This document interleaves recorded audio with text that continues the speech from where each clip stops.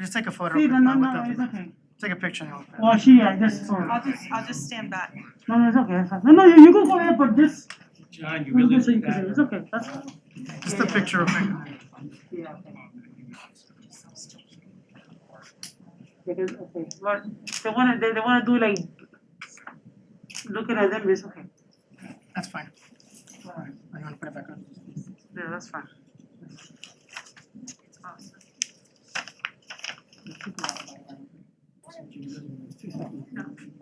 Just 2 seconds. It might be fine. That's his little. It might be fine. Alright, you got everyone in here that you want in here? Yes, ma'am. Yes. Raise your right hand, please. Repeat after me. I do solemnly swear I do solemnly swear that I will support, protect, and defend that I will support, protect, and defend the Constitution and the government the Constitution and the government of the United States of the United States and of the state of Florida. and of the state of Florida. That I am duly qualified to hold office That I am duly qualified to hold office under the Constitution of the state, under the Constitution of the state. and that I will well and faithfully perform the duties That I will and faithfully perform the duties of school board member, of school board member, on which I am now about to enter. of which I am now about to enter. So help me God. So help me God. Congratulations. She need any more pictures for you? Yeah, you. No? Okay, I guess. congratulations. Thank you, Your Honor. Officially in. I guess we'll. Congratulations, we are proud to welcome School Board Member Mr. Melendez from District 2. Thank you.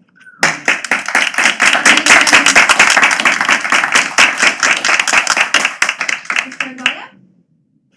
And now we'll move on to our second newest board member, Mr. Don Arguello from District 4.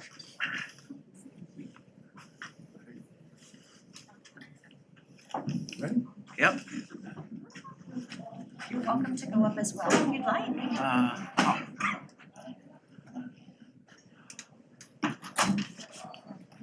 Let's go for you. Ready? Good. Here we go.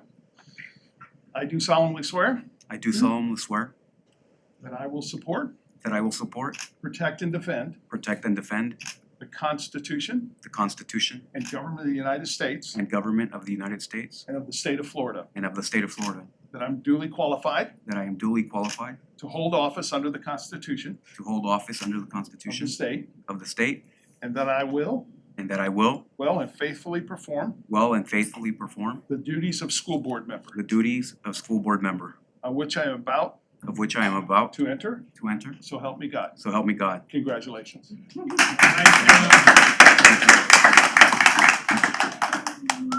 pleased tonight to welcome Mr. Don Arguello to our board in District 4. Thank you. Now we'll take a brief pause while I go find District 5.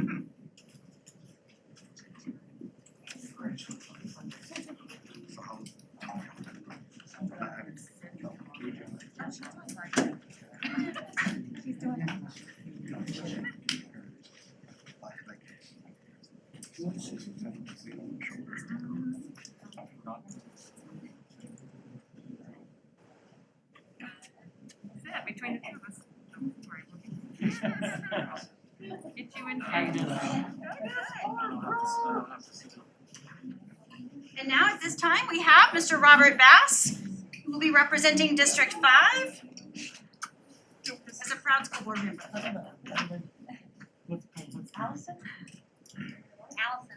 What? You want to be up there? Right hand up. Mom? No, wait for my. Go Evan. Me? Yeah, your family. Help you out, never mind.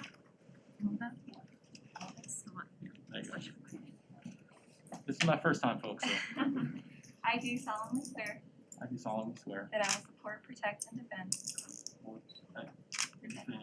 defend the Constitution and government of the United States the Constitution and government of the United States and the state of Florida, and the state of Florida, that I am duly qualified to hold office under that I am duly qualified to office under the Constitution of the state, the Constitution of the state, and that I will well and faithfully perform and I will perform the duties of the duties of Robert Member, office on which I am now about to enter, so help me God.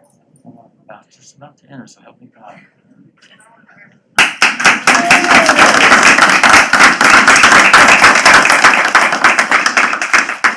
Certainly, if you wanted a family photo, any families who wants to come up. Otherwise, we invite everybody to return to the courtyard. We have about 20 minutes before our next meeting is scheduled to start at 5:30. We're glad that you could be with us tonight. To welcome our board members. Keeping everybody out. So that's it, right?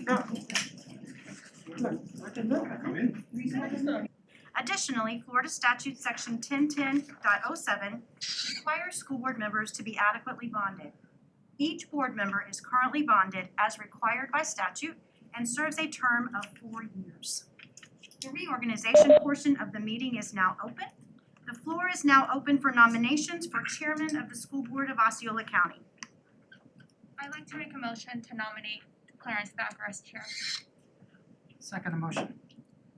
I have a motion by Ms. Castillo and a second by Mr. Melendez to nominate Clarence Thacker as the chairman of the school board of Osceola County. Are there any further nominations at this time? Hearing no further nominations, the nominations are closed. I will call for a vote. All those in favor? Aye. Any opposed?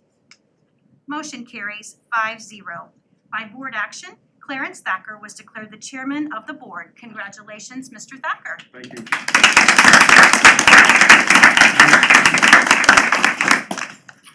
The floor is now open for Osceola County Vice Chair. I nominate. Ms. Castillo? Is this now? Well. I think I heard a motion by Mr. Thacker. Is there a second to nominate Ms. Castillo as the vice chairman of the school board of Osceola County? Second. And a second by Mr. Bass. Are there any further nominations at this time? I would like to nominate Julius Melendez. We also have a nomination tonight by Mr. Arguello for Mr. Julius Melendez. Are there any further nominations at this time? The nominations are closed. I will call for a vote. All those in favor? Oh, I'm sorry. Is there a second for Mr. Arguello's nomination of Julius Melendez as vice chair? All right, do we need a second on a nomination for? No. Make it just the one is up. Okay. So we have 2 nominations this evening for vice chair of the school board. Ms. Terry Castillo and Mr. Julius Melendez. I will now call for a vote. All those in favor of Ms. Castillo as vice chairman of the Osceola County School Board, please signify by saying aye. Aye. All those opposed? Nay. All those in favor of Mr. Julius Melendez for vice chair, please Aye. signify. First one already passed. That one's Okay. not The first one passed 3-2. Okay. So motion carries 3-2. Ms. Castillo, congratulations by board action. You are now the vice chair of the board. Your role as vice chairman.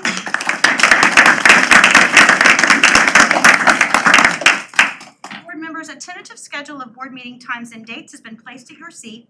This schedule adheres to the required regular meeting on the first Tuesday of the month with a special meeting on the third Tuesday of the month with few exceptions. Workshops may be added as requested by the board. Expulsion dates are noted on the day immediately following the board meeting at 1 p.m. Is there a motion to accept the board meeting calendar as proposed? I'll make a motion to accept the calendar as proposed. Is there a second? We have a motion by Ms. Castillo with a second by Mr. Bass to schedule regular meetings on the first and third Tuesday of each month. Calling for a vote, all those in favor, please signify by saying aye. Aye. All opposed? Motion carries 5-0. Chairman Thacker, the board meeting schedules have been approved as submitted.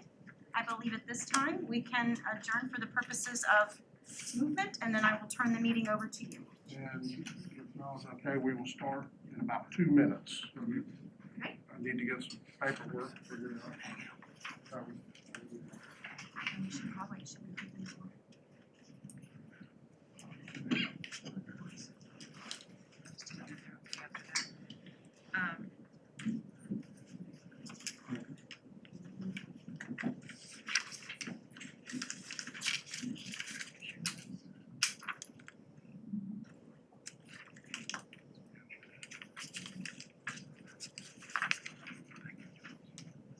I'll do that at the end. Yep, yep.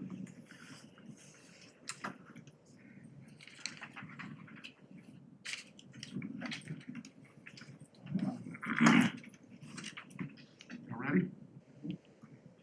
Go ahead and call the school board meeting of Tuesday, November 17th to order. We begin each meeting with invocation, which tonight will be led by our new board member, John Arguello. Pledge of Allegiance will be led by Randy Shatera. There he is. National Anthem will be via video. It's 3 students from St. Cloud Middle School Orchestra. Mission statement will be read by Ms. Sarah Graver. Translation services will be Dr. Belinda Reyes. So if you'd rise for me for the invocation, the pledge of the national anthem, please.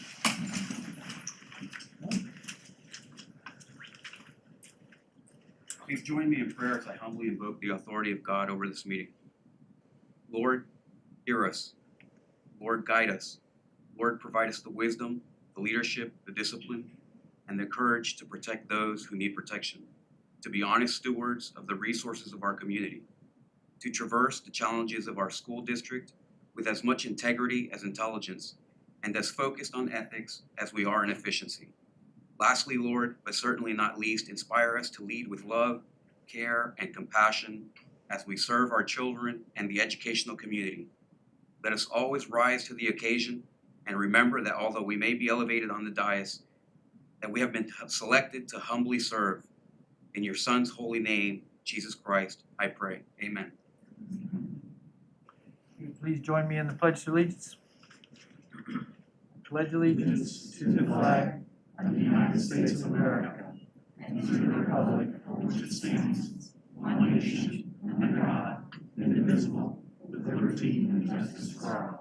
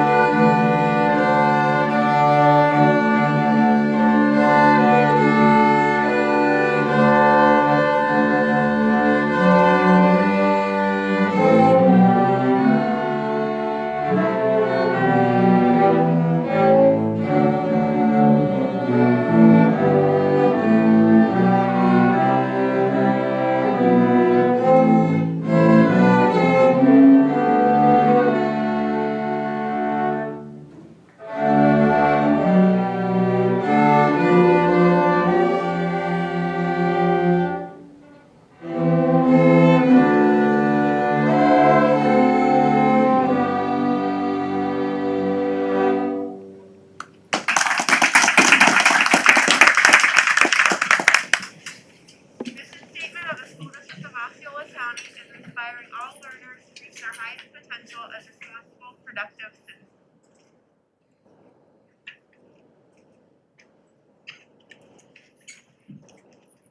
Good afternoon, everyone. My name is Belinda Ray, and I am here to provide translation services. Muy buenas tardes a todos. Mi nombre es Belinda Reyes y estoy aquí para proveer servicios de traducción. And board, this brings us to our comment section meeting. I normally do this. First, we just want to welcome new board members. Glad you're here. We're excited to have you here. It's been a great 6 years. It's going to be rewarding and fun. 3 of you and the 60 of you continued. So, the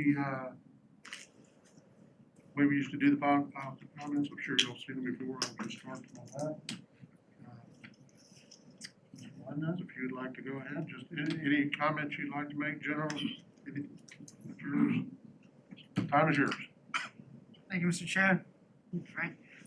Well, it's my second go around and I still have some gray hairs. That's why I kept it a little bit shorter than I did before.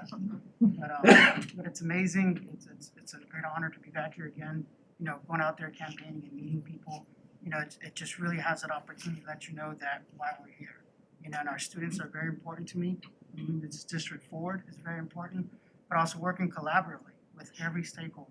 Those are our teachers, our parents, you know, our students, our staff. You know, it really takes a village, and that's not just a saying. The reality is this is a machine that requires every single part to make it happen.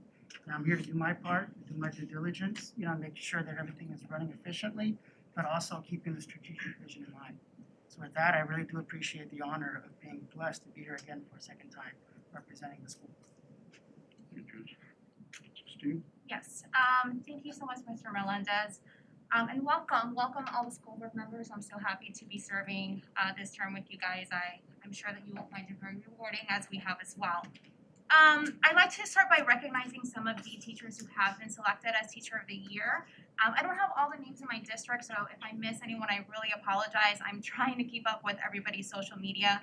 But at Celebration K-8, Miss Heidi McDonough, and at OHS, Mr. Bass have both been selected as Teachers of the Year. Well deserved, and I'm very excited to see how everything turns out.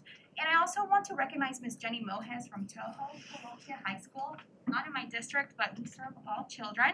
I'm not sure if you knew, but she actually partnered with a nonprofit organization last weekend and had a tech out to collect tech devices for students. So I always want to recognize teachers who are going above, anyone who's going above and beyond and being creative in ways that are not expected. So I just wanted to go ahead and recognize her. That's it for me. Right. Really, I would just like to thank everyone here on the dais who's been so helpful. And most importantly, I'd like to thank the community at large for putting me here. I'm extremely grateful. I think that's the number one sensation that for the past several months, is that I've been feeling is just a lot of gratefulness and some gravity regarding the amount of responsibility that we have to our kids and our educational community. And I look forward to serving you for these next 4 years. I'll make sure that I do so as best as I can, and I look forward to hearing everyone and having everyone hold me to that. And I'm accessible to everyone, and I hope that I do well for you, and I'll do my best, and I hope that I hope that everyone just has not afraid to come and speak to me about the situations that they need help on regarding the community, whether it's my district or not. Thank you. Hey, well, thank you. I guess I could say ditto, because you guys hit some really important points. And again, I just really want to, it's such an honor and privilege to be here at this stage in my life. And I was born and raised here in St. Cloud, and 5th generation, and not that that means a whole lot, but it just shows that there is a sense of pride in this community.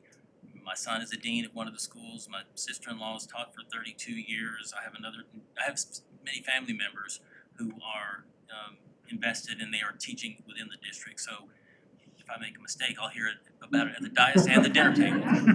But I want to thank you for all the support, and Dr. Pace, thank you for helping us with the transition and moving forward into this role. I'm just looking forward to working with this board. The previous board, even though each of them were different, when it comes to the school district, they were all locked arms and they moved forward, and I'm looking forward to building on that momentum. 2020 has not been a good year for us. We're going to have a big party. We're going to burn these one day. You know, it's going to be a big bonfire. I'm looking forward to that. So I am the rookie, but I've served in many capacities within the school district. So I do have some knowledge, but I still have a lot to learn, and I'm looking forward to it. And I want everybody here to know that I'm going to take the opportunity to meet each and every one of you. And I look at this seat as just another chair in the room. There's decisions come from the dais, but the decisions that we make comes from you. So as Mr. Osceola said, my door is always open. And if anybody has any comments or questions or concerns, please feel free to call me. Thank you. Dr. Pace, I believe you have a presentation before we get to your comments. I do. Very quickly, I wanted to mention today that I received notice that Miss Rochelle Strang, a teacher at Neo City Academy in Kissimmee, is one of only 58 teachers selected across the nation to participate in a National History Day Fall Professional Development Program. This will provide access and professional learning on how to use the Library of Congress's primary and secondary sources to further develop and support student research skills. So I wanted to give a big shout out to Ms. Strang. And then if I may, Chairman Thacker, I'd like to invite our former board chair, Mr. Kelvin Soto, here to the front of the room. Kelvin?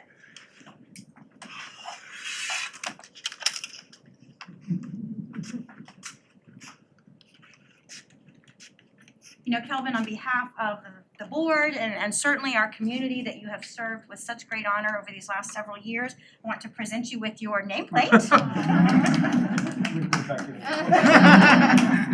We also have this wonderful illustration representative of the new image that you are bringing to your new role as the clerk of the court, produced by some of our student artists here in the school district, specifically personalized for you.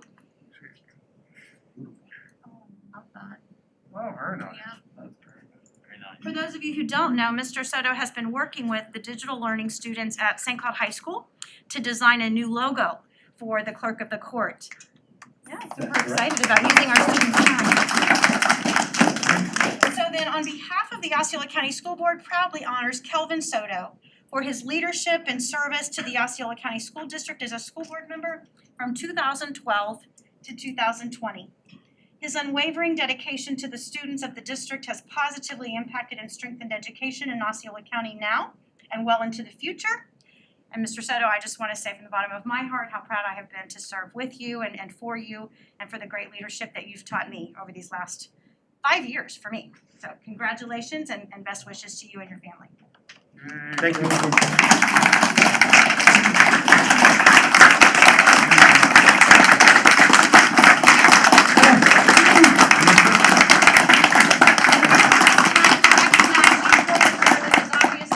Chair and Vice Chair, Ms. Castillo and Mr. Thacker, but also Mr. Booth joined us tonight. And I know that Tim is here in spirit, recognizing and thanking you for your great work. Thank you, Dr. Pace. Welcome, new board members. Congratulations, parents. Terry, the district really needs your leadership going forward with a lot of challenges.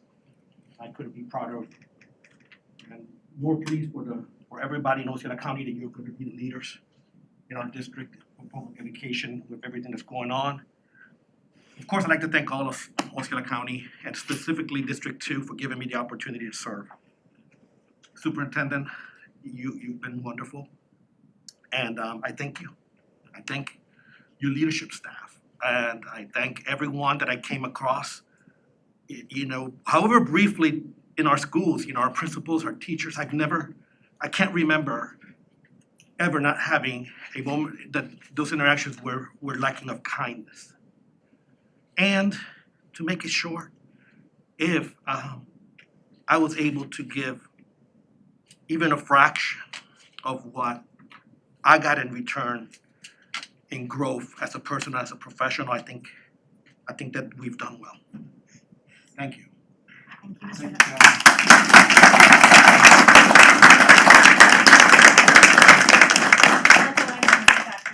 Okay. That brings us down to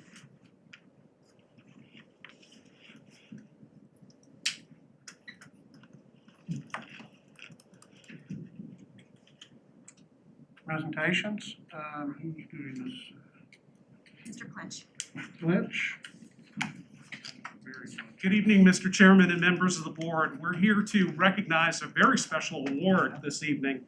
Each year, the Florida Education Facilities Planners Association, FEFPA, awards a first place and award of merit for each category, elementary, middle school /K-8, and high school.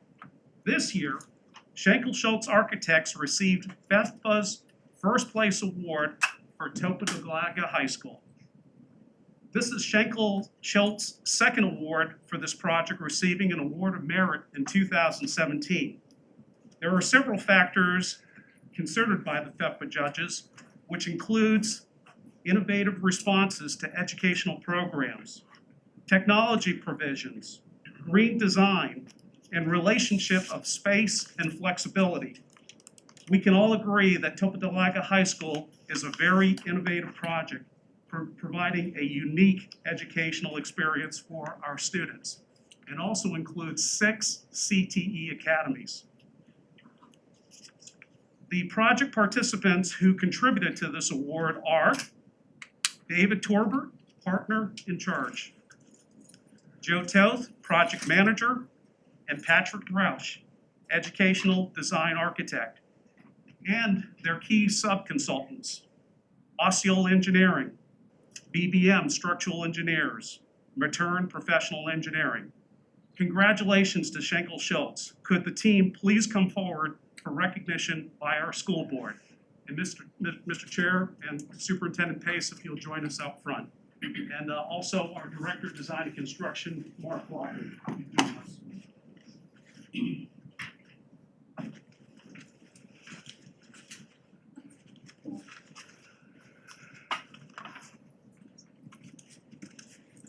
Congratulations, Patrick.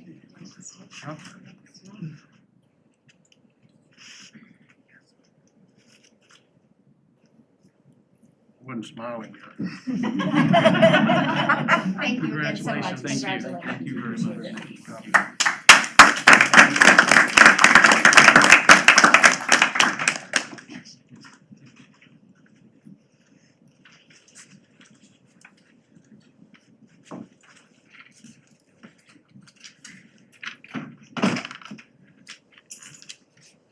I believe that is the only presentation we have, which brings us to our public comment portion of the meeting.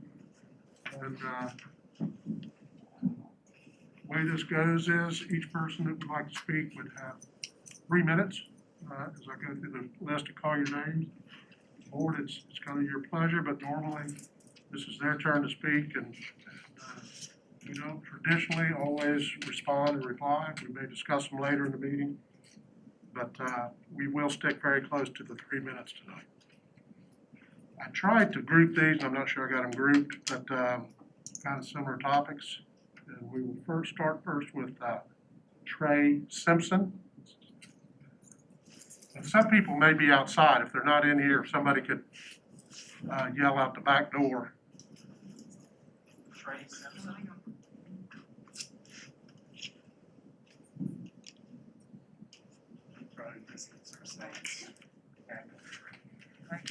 Social distancing. Good evening. I would like to yield my time with my group, if that's possible. Sure. Similar Just a total of 3 subject. minutes. Okay, thank you. Anyway, Detroit. My name's Larry Allen. I'm president of Osceola County Education Association. We represent teachers, instructional, and education staff professionals. Normally I come up here and I complain about something that I think needs to change, but not tonight. Tonight I'd just like to welcome Mr. Robert Bass, Mr. John Arguello, hopefully I said that right, Julius Melendez, and this is a time sort of like we can hit a reset button, where we hope that we can move forward. I know we're labor versus management, but it's sort of like what our nation needs to do. We need to reach across the aisles so everybody can move forward. This is Trey Simpson, she's on my bargaining team. This is April Isaac, she's also on my bargaining team. She does pretty much everything that needs to be done. I've got Barbara, I've got, oh my gosh, Miss Felicia Smith. They're going to speak later. I had some other things written down for the first time ever. Improve tonight. Oh, we have some members that are there currently. Congratulations there, Mr. Thacker, moving up. Miss Castillo, we hope that we can get together, like I said, and move Osceola County forward, because teachers, staff, our working conditions are really our our students' learning conditions. So what's good for them actually trickles down to our students, and that's what we're all here for anyway. You did that. Oh, when I think of schools, they're sort of like the Army, and the people that actually run things are my platoon sergeants, my command sergeant majors. But in the school, those people are are education support professionals. And tomorrow is Education Support Professional Day. So when you see one tomorrow, make sure you thank them for all their service, just like they're in the Army, because they do a lot of stuff that we don't realize they do, and they make it happen for us. Did I miss anything, ladies? All right. Well, welcome. Congratulations. You all have a good one. Thank y'all. And Mr. Allen, you also had a list in here. Do you want to do, No, sir, did you cover it or? yeah. I don't care. I'm taking care. I don't want to cut you out if you had something. Thank you, though. No problem. Next brings us to Tamika Lyles. Ms. Lyles? Somebody let Ms. Lyles know.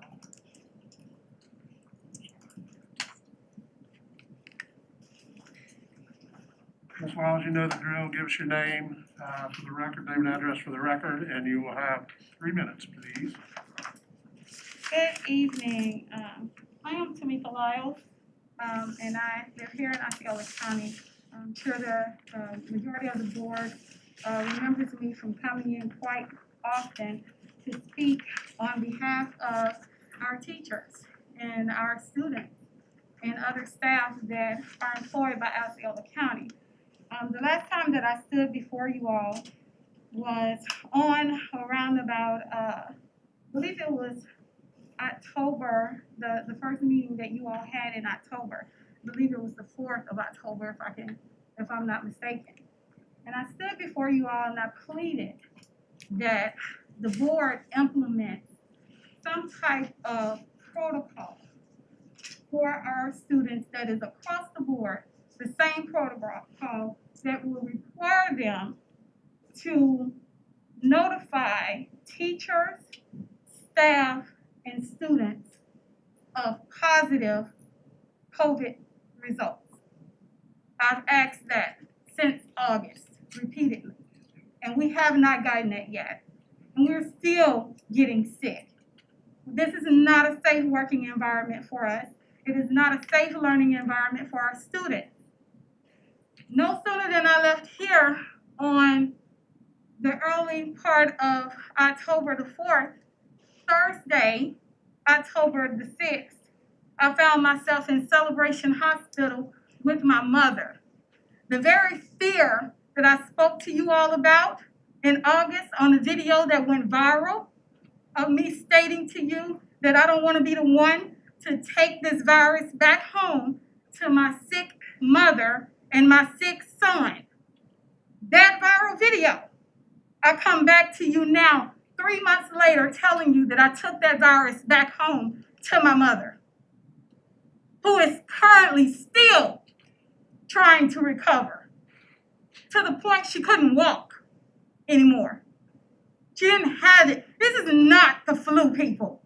This is not the flu. And we have got to do something to take care of our teachers, our students, and staff. As I went in that same week, because my mother tested positive, I went on a leave to quarantine and found that I have pneumonia on my right lung. That pneumonia was COVID at the time. My test at the time read negative. Negative. They found it because they did a chest x-ray. How many of you have gone to take a COVID test and you've asked for a chest x-ray? Ms. Lyles, you're. I understand, Mr. Thacker, please. I think that just let me get this out, please. You've got about 10 seconds if you're going to. Just let me say this.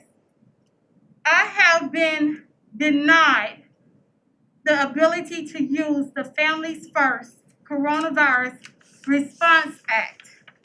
Our very own Dr. Pace said that the eligibility stopped in August. Eligibility for Coronavirus Act does not stop until December 31st, 2020. You cannot require teachers to go back to school and put their lives on the line and then refuse to pay them. Ms. Lyles, refused for them to have money financially to take care of their families. Ms. Lyles, I'm gonna have to ask you, your time is up. Osceola County is the highest, has the highest unemployment rate in the state of Florida. Ms. Lyles, Our I'm stu- going to be polite to you. Yes, That's your Mr. Thacker, time. but this is very important. I understand And- support, Ms. And Lyles. this, and look, I pay my taxes here. I'm a mother and a teacher here in this county. And I'm just saying, I just want the opportunity to say what I'm going through right now. This is not what teachers have come to me and said. They have come to me. And I can bring you a stack of letters in here from teachers. Ms. Lyles, I'm sorry. But this is me. I'm going through this. And I'm bringing this to the board because I'm asking for help.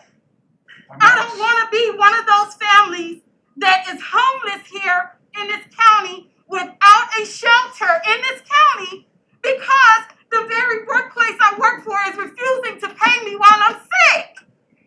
Ms. Lyles, That's all I'm doing is asking for help. Please implement something for teachers to cover us when we're sick. If you're going to make us go back into the classroom. thank you. Thank you.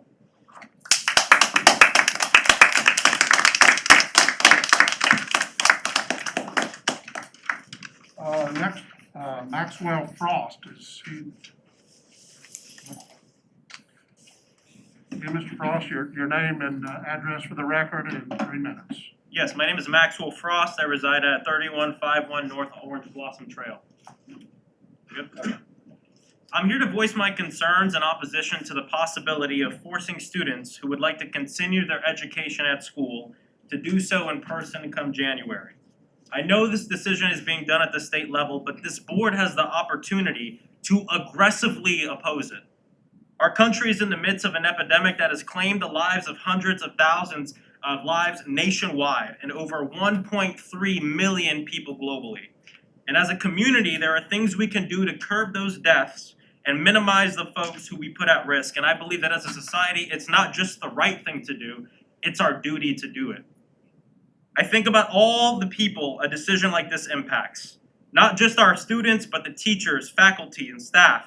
And not just all those folks, but the parents at home. And not just the parents at home, but the seniors who live at home. I think about my mother, who's an ESC teacher for 34 years in this county.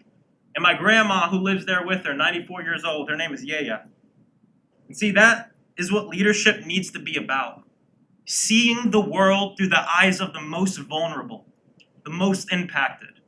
When we make our decisions based on that, I think we'll be making the right decisions. And I know this board can make the right decisions. Some of you all might recognize me, some of you all might not. I sat in that chair right there for 2 years as the student representative to this board. My junior and senior year of high school. Went to the Osceola County School for the Arts for 7 years.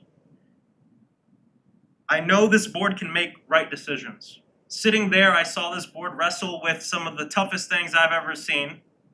I learned about local government. I learned that standing up to the state is difficult, but as a unified force, it can happen. And I just want to say we need to be bold. And we need to do what's best for the students and for the people in this county. And look, in the words of Osceola McCarty, if you want to be proud of yourself, you have got to do things that you can be proud of. I hope you'll make us all proud and make the right decision for the health and the safety of our students and of our society. We're looking up and trusting to y'all. We also hope that you'll continue and that you will abide by the rules we're asking people to do. I saw we have signs that say wear a mask. I asked a staff member if we were all required to wear a mask. He told me yes. Board member, I think it's Arugalo, was not wearing a mask for a long time. I asked why. I was told because he's a board member. And if we are to ensure that we're inspiring folks to their highest potential, and that to make them productive citizens like the mission statement says, it needs to come from the board as well, and it needs to come from everyone. I hope you all will make the right decision and make us all proud. Thank you. Thank you, Mr. Frost.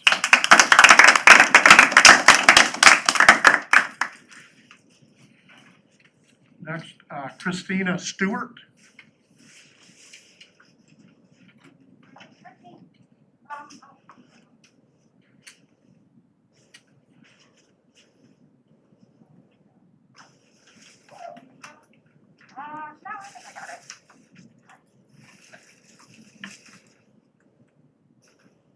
Take your Ms. Stewart, just, you have 3 minutes, and if you would, for the record, before you start, just give us your name and address for. My name is Christina Stewart. My address is 4656 Carter Drive.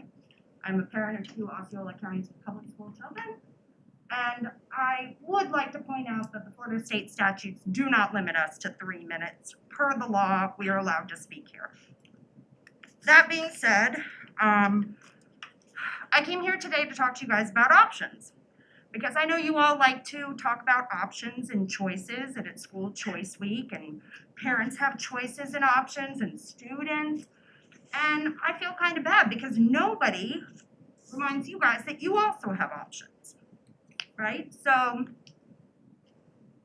the main concern of parents, teachers, students, staff right now is that the governor will basically not refund the digital learning from home, right? Remote learning.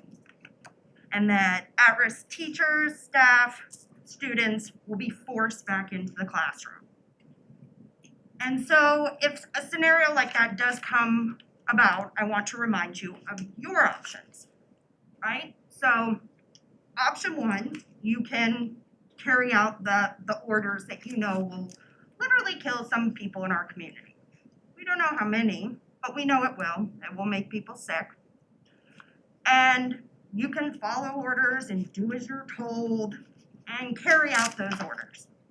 And since you're hired for a position, and a position where you have to make a decision to kill people in our community, you will literally be a contract killer. If being a contract killer doesn't sound like something you want on your resume, you have other options. So option 2 is you can quit your job. You can walk away and say, I will not make decisions to kill people in my community. Always an option. You're smart people, sure you can get another job. No, these jobs don't pay that much anyways, as far as the board goes, so I'm sure you'll be fine.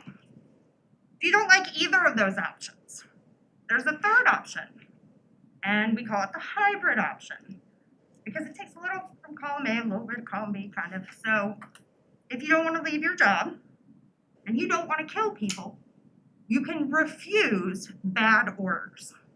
And if we think about history, and we think about learning from history, and the Holocaust, imagine if every Nazi had said, maybe killing the Jews is a bad thing, and I'm not going to do it. How much pain and suffering and hurt would we have saved the world, right? So that's your third option. One option you no longer have is to pass the blame. We will not accept the governor, it's from the state, it's from the president, it's from Corcoran, it's from all these other people. And do you know why we know that's not an option? Because there is legal precedent in international court. The Nuremberg defense. I need you to go ahead and wrap it up. Your time is up. That's not what the law says. The Nuremberg defense of saying I was just doing my job does not fly. That is precedent in international court. And we will not accept your excuses of blaming someone above you. You are all each individually responsible. You all have choices. We gave you the 3 minutes to speak. That's not what the law says. In conclusion, I brought you all a gift. I don't want to have to ask you, I'm asking you politely to follow our rules, which is 3 minutes. That's not what the law says. But I did bring you all a gift, because if we don't study history, we are doomed to repeat it. You have the law on your side on this issue. You have the ability to restrict the time period. We do have the ability to restrict the time period. Okay, well, I just wanted to tell you I brought you all books about the Nuremberg trials. So study your history, read up on it. I'll leave these here for you. Thank you. Thank you very much, Mr.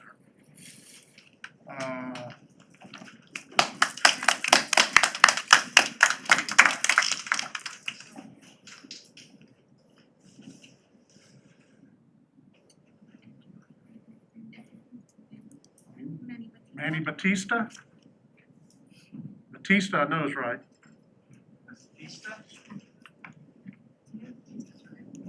Sorry. Sorry.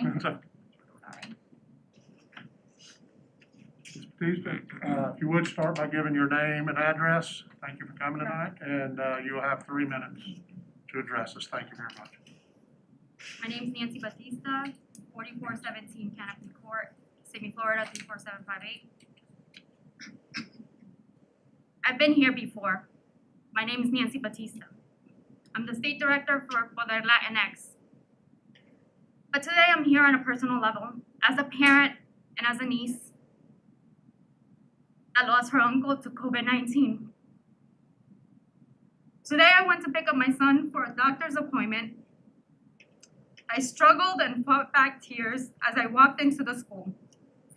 The school that my beloved uncle worked for over 10 years.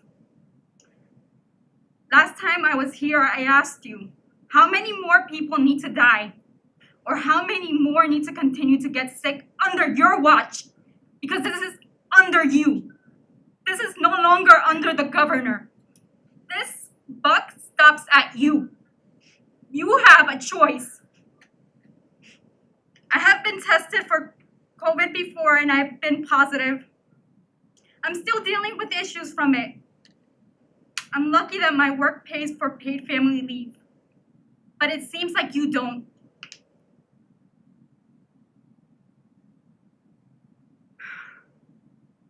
Last time I was here, I mentioned the lack of transparency. On November 2nd, according to your report, it mentioned that Celebration High School had 5 quarantined students. That is a lie. That week, my daughter mentioned to me that she had 2 to 3 students missing in each one of her classes alone. Teachers have been quarantined and have had to come back to school because of no paid leave. What are you doing? You're supposed to be the school board. I am honestly ashamed to call you my school board, to know that we elected you into these places. Do you have children? Do you? You're killing ours. You're jeopardizing our lives, our kids' lives, our families' lives. The fact that you just remove your mask when you're talking, it means that you have zero knowledge of what COVID is. It's blatantly disrespect. Honestly, for someone that lost their job on the line and died, that's disrespect to my uncle. You disrespected me today when I saw you taking off your mask.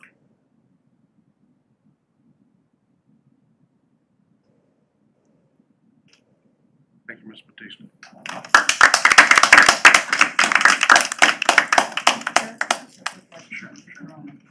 Like, what are the reporting requirements?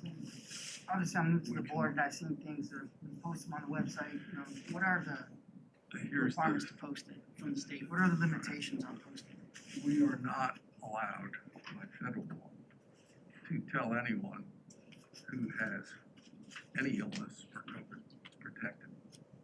So districts have implemented protocols that basically identify what group may have been impacted and then advises them that, hey, you've been impacted, they quarantine some, send for some quarantine, et cetera. We unfortunately, and what Dr. Pace will tell you, she's in constant contact with the health department and they'll notify us when a positive test comes in. But beyond that, there's really tight restrictions on it, Dr. Pace. Address the board. When an individual is tested positive for COVID, as soon as we learn about it, we go back and conduct our contact tracing efforts through our school administrative teams in the Department of Health. At that time, anyone who's had direct contact more than 15 minutes within 6 feet is notified and quarantined for the period of 14 days. The only time the quarantine period is less than 14 days is if someone is symptomatic, test positive, then the quarantine can be for 10 days or 24 hours without fever. without symptoms. A negative test does not get you out of quarantine because that anybody can later test positive within that 14-day quarantine period. There are times when we're not notified of a positive situation until late in the day. In those cases, it may be the following day that the school is able to conduct the contact tracing, provide the direct contacts, either send staff members or students, and family members are notified home. When someone is quarantined, if the teacher is not ill, we allow them to continue teaching from home, digital learning, through Teams, and they are not charged any sick leave or COVID leave. If a student is sent home to quarantine, we double check to make sure that they have a digital device or a hotspot so that they continue learning, and they're marked QP, quarantine present, so the attendance is not counted against them. Anyone is eligible to use up to 10 days of federal leave. There were no dollars attached to that federal leave, but they're provided in statute since March for that period of time that either they or a family member has to quarantine. After that, they are eligible to use their own sick leave or FMLA. I will have a report for the board tomorrow about how many of our staff members have taken advantage or used, based on a quarantine situation, COVID leave before the end of the week. Dr. Pace. Mr. Melinda, does that answer your Yes, question? yes, sir. Next, I believe it is Megan Carter. And the one after that, just so we can, particularly if they're outside, I believe is Jordan. That's all I have is one name, Jordan. Okay. Who is Jordan? Megan Carter. Megan Carter is first, followed by Jordan.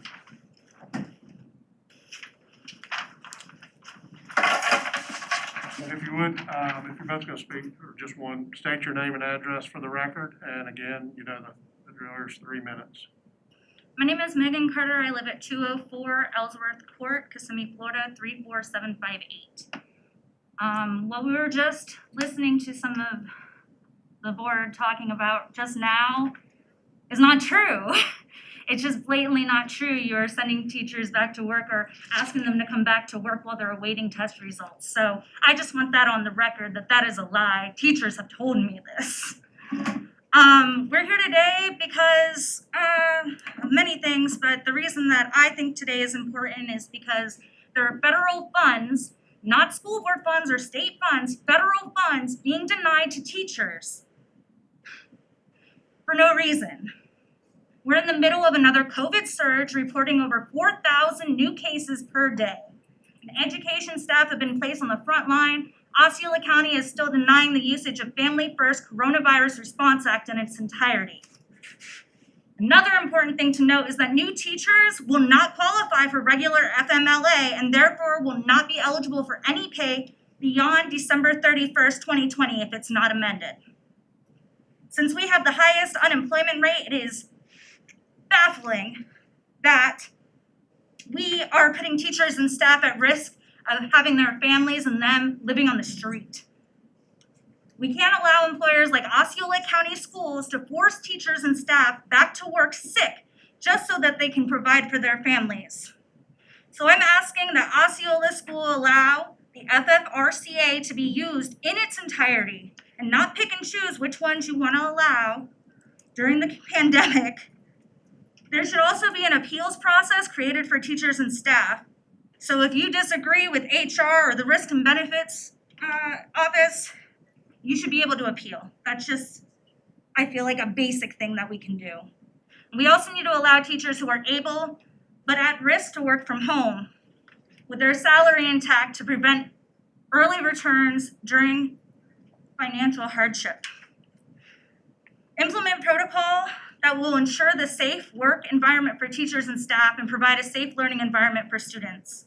And don't force all students back to school, as we're the second highest rate of COVID contraction rates in the country for children and youth. And this statute says, effective April 1st, 2020 through December 31st, 2020, the Act entitles district employees with expanded family and medical leave for specified reasons related to COVID-19, including the expanded FMLA leave provision of the emergency paid sick leave. So this isn't money that is coming out of your pockets. I just don't understand how we're denying the leave that teachers not only should have, but absolutely deserve working in this pandemic. And to the new chairs and the new members, welcome. Thank you, Mr.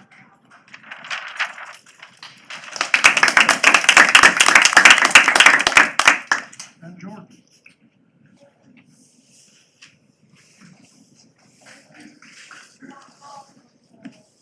Give us your name and address for the record, and Ms. Thacker, are you a student? Yes, I'm a You student. do? Just your name, no address, I apologize. Okay, thank you so much. And, again, you have 3 minutes, Jordan, thank you. My name is Jordan. My mother is a teacher, and honestly, I couldn't imagine her being forced to teach at a school filled to max capacity, putting not only my family, but all of our friends at risk. To put your educators and faculty out there, the most valuable components of this school district, just go to show the lack of care that you have for them. Now, I didn't come here to attack you all or anyone else on the school board, but I'm simply asking you to take the health and safety of not only your students, but your educators and faculty into consideration. Our teachers are on the front lines working with over 100 students every day, and they deserve to have a say in this decision down to every last individual teacher. Yes, we must adjust to this growing pandemic, but tossing every last student, teacher, and faculty member back into school simply isn't the answer. This goes without telling, but many of our educators and staff members suffer from pre-existing conditions that hinder their immune system.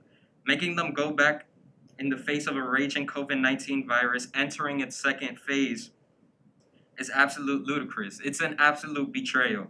And I know the school board says that they haven't made a clear-cut decision concerning the matter, but if you choose to send your students and educators back to school without a choice, how many classes are gonna have to quarantine? How many schools are gonna have to close?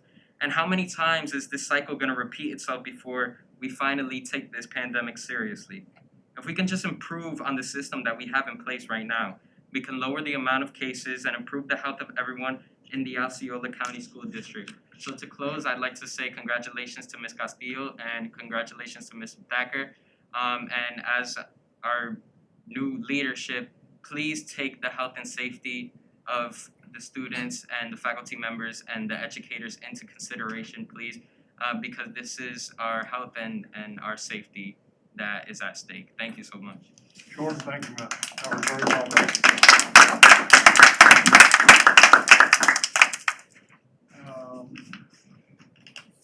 Maria Perez.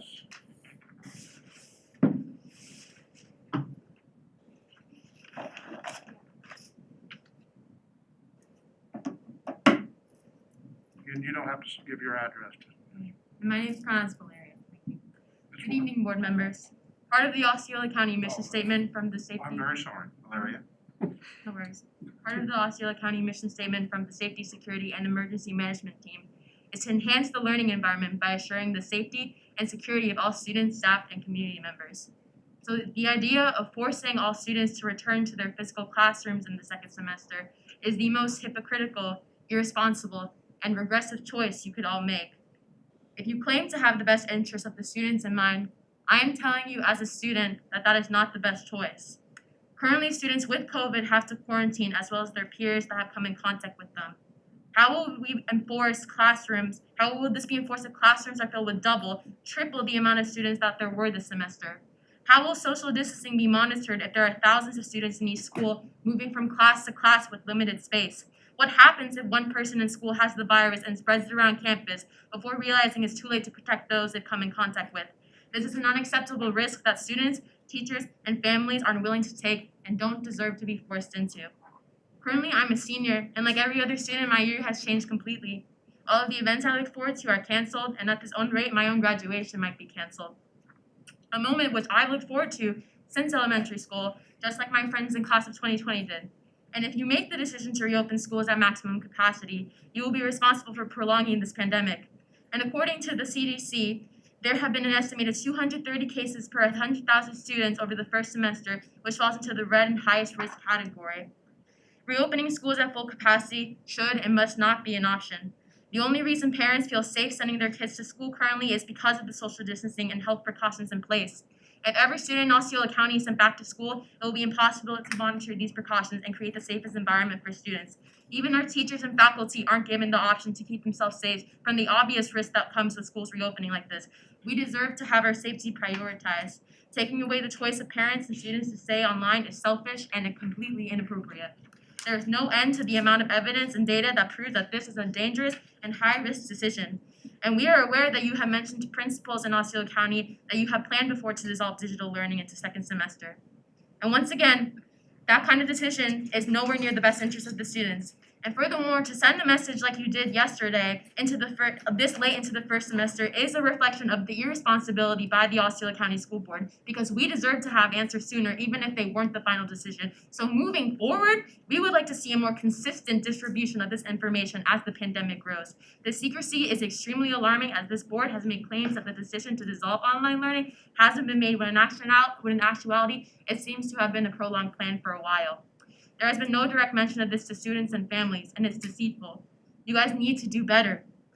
By March 2021, the CDC estimates that 500,000 people will have died because of COVID. And your unofficially proposed decision is exactly what will prompt thousands of more people in Osceola County to die. And although the state may get the final decision, you guys have the power to advocate for our safety. So please don't be a part of the problem. And before I leave, I would just like to reprimand one more time Mr. Arguello and Mr. Bass for taking off your masks and speaking, because it is extremely inappropriate and disrespectful to all of the lives lost in this county to COVID-19. And you need to do better. And I hope that today will be the last day that you guys take off your mask before a school board meeting and speak. Thank you.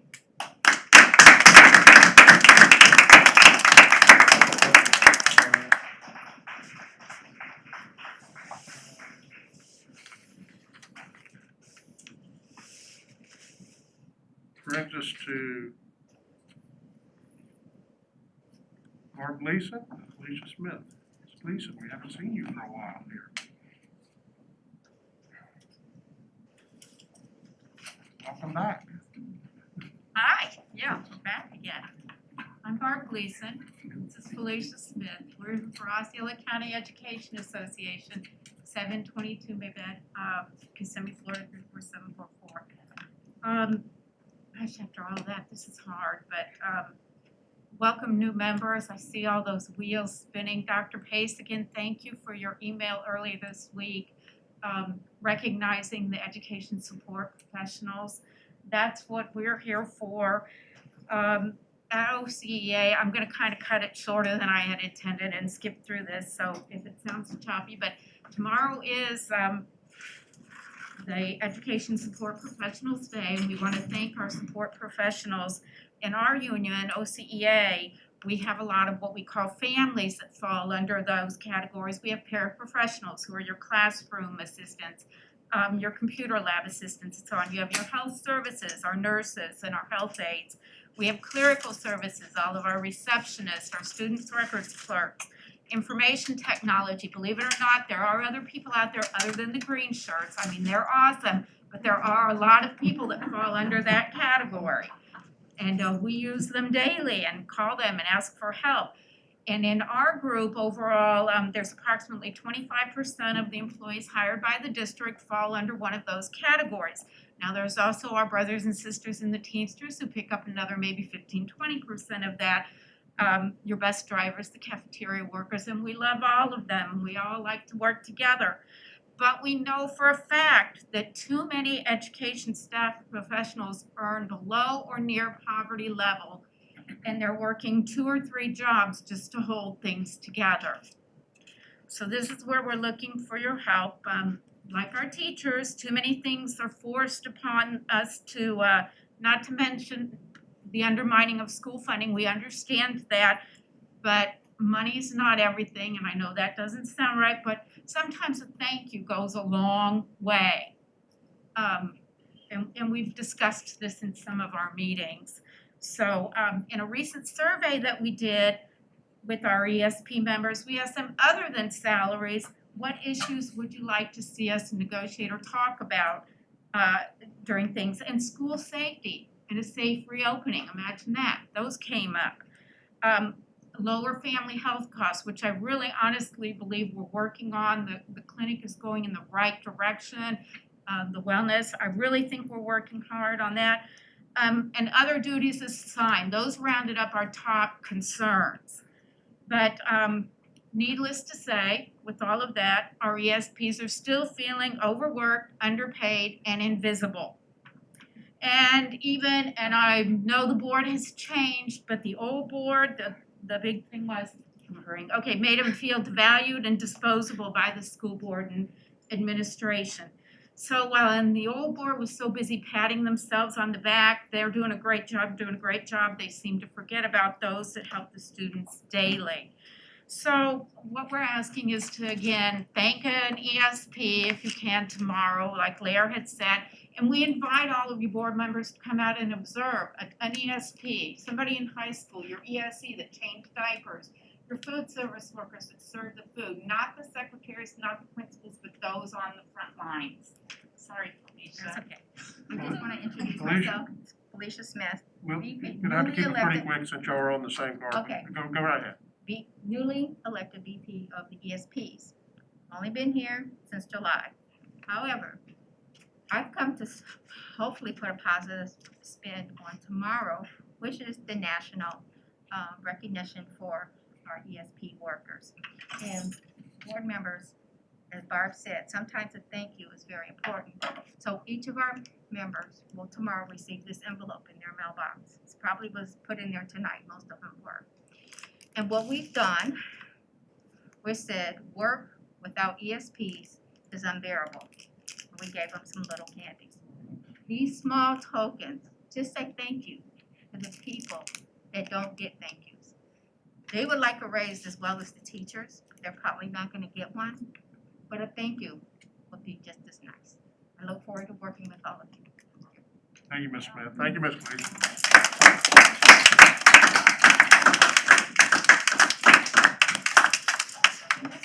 Next will be Ruth Nelson. And Ruth will be followed by Francisco Alvarado.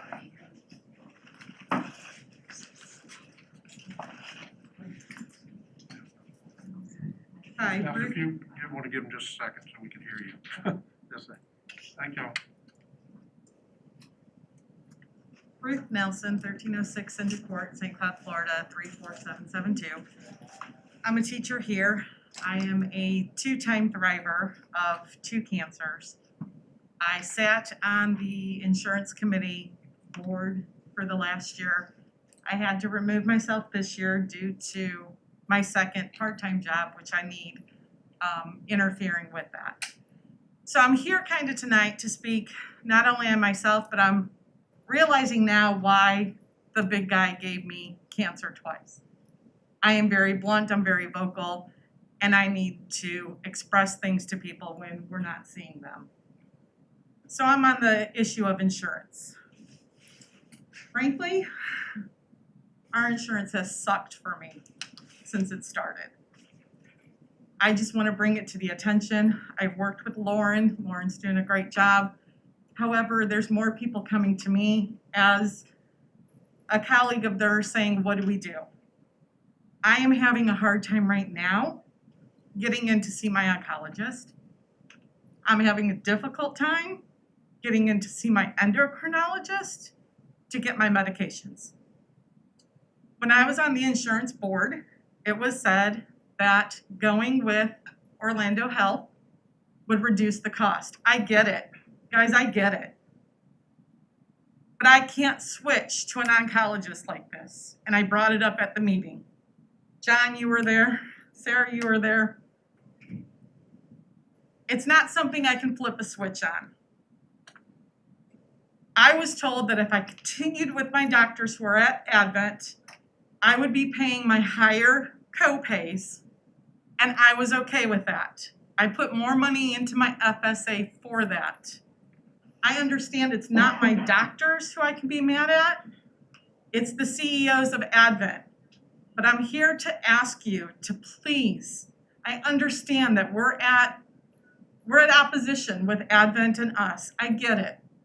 But we need to build a bridge somehow so that we can work with them And I'm asking you, I know my time's almost out, but please hear me.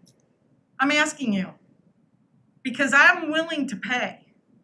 Only now Advent's telling me I have to pay $226 upfront cash to go see my doctors.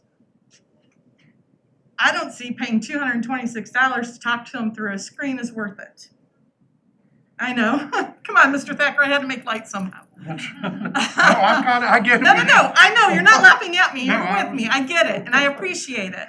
But what I'm saying is, I'm putting off seeing my doctors because I can't get into them because of the insurance. I understand, I do, I get the dollars and cents, I was there, I learned about it. At first, I was that person who was like, why are we doing this? I get it.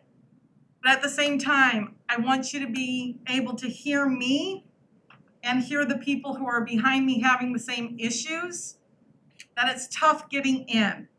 And I don't want to be that next employee at the next insurance meeting that you're talking about because my numbers were so high being paid out.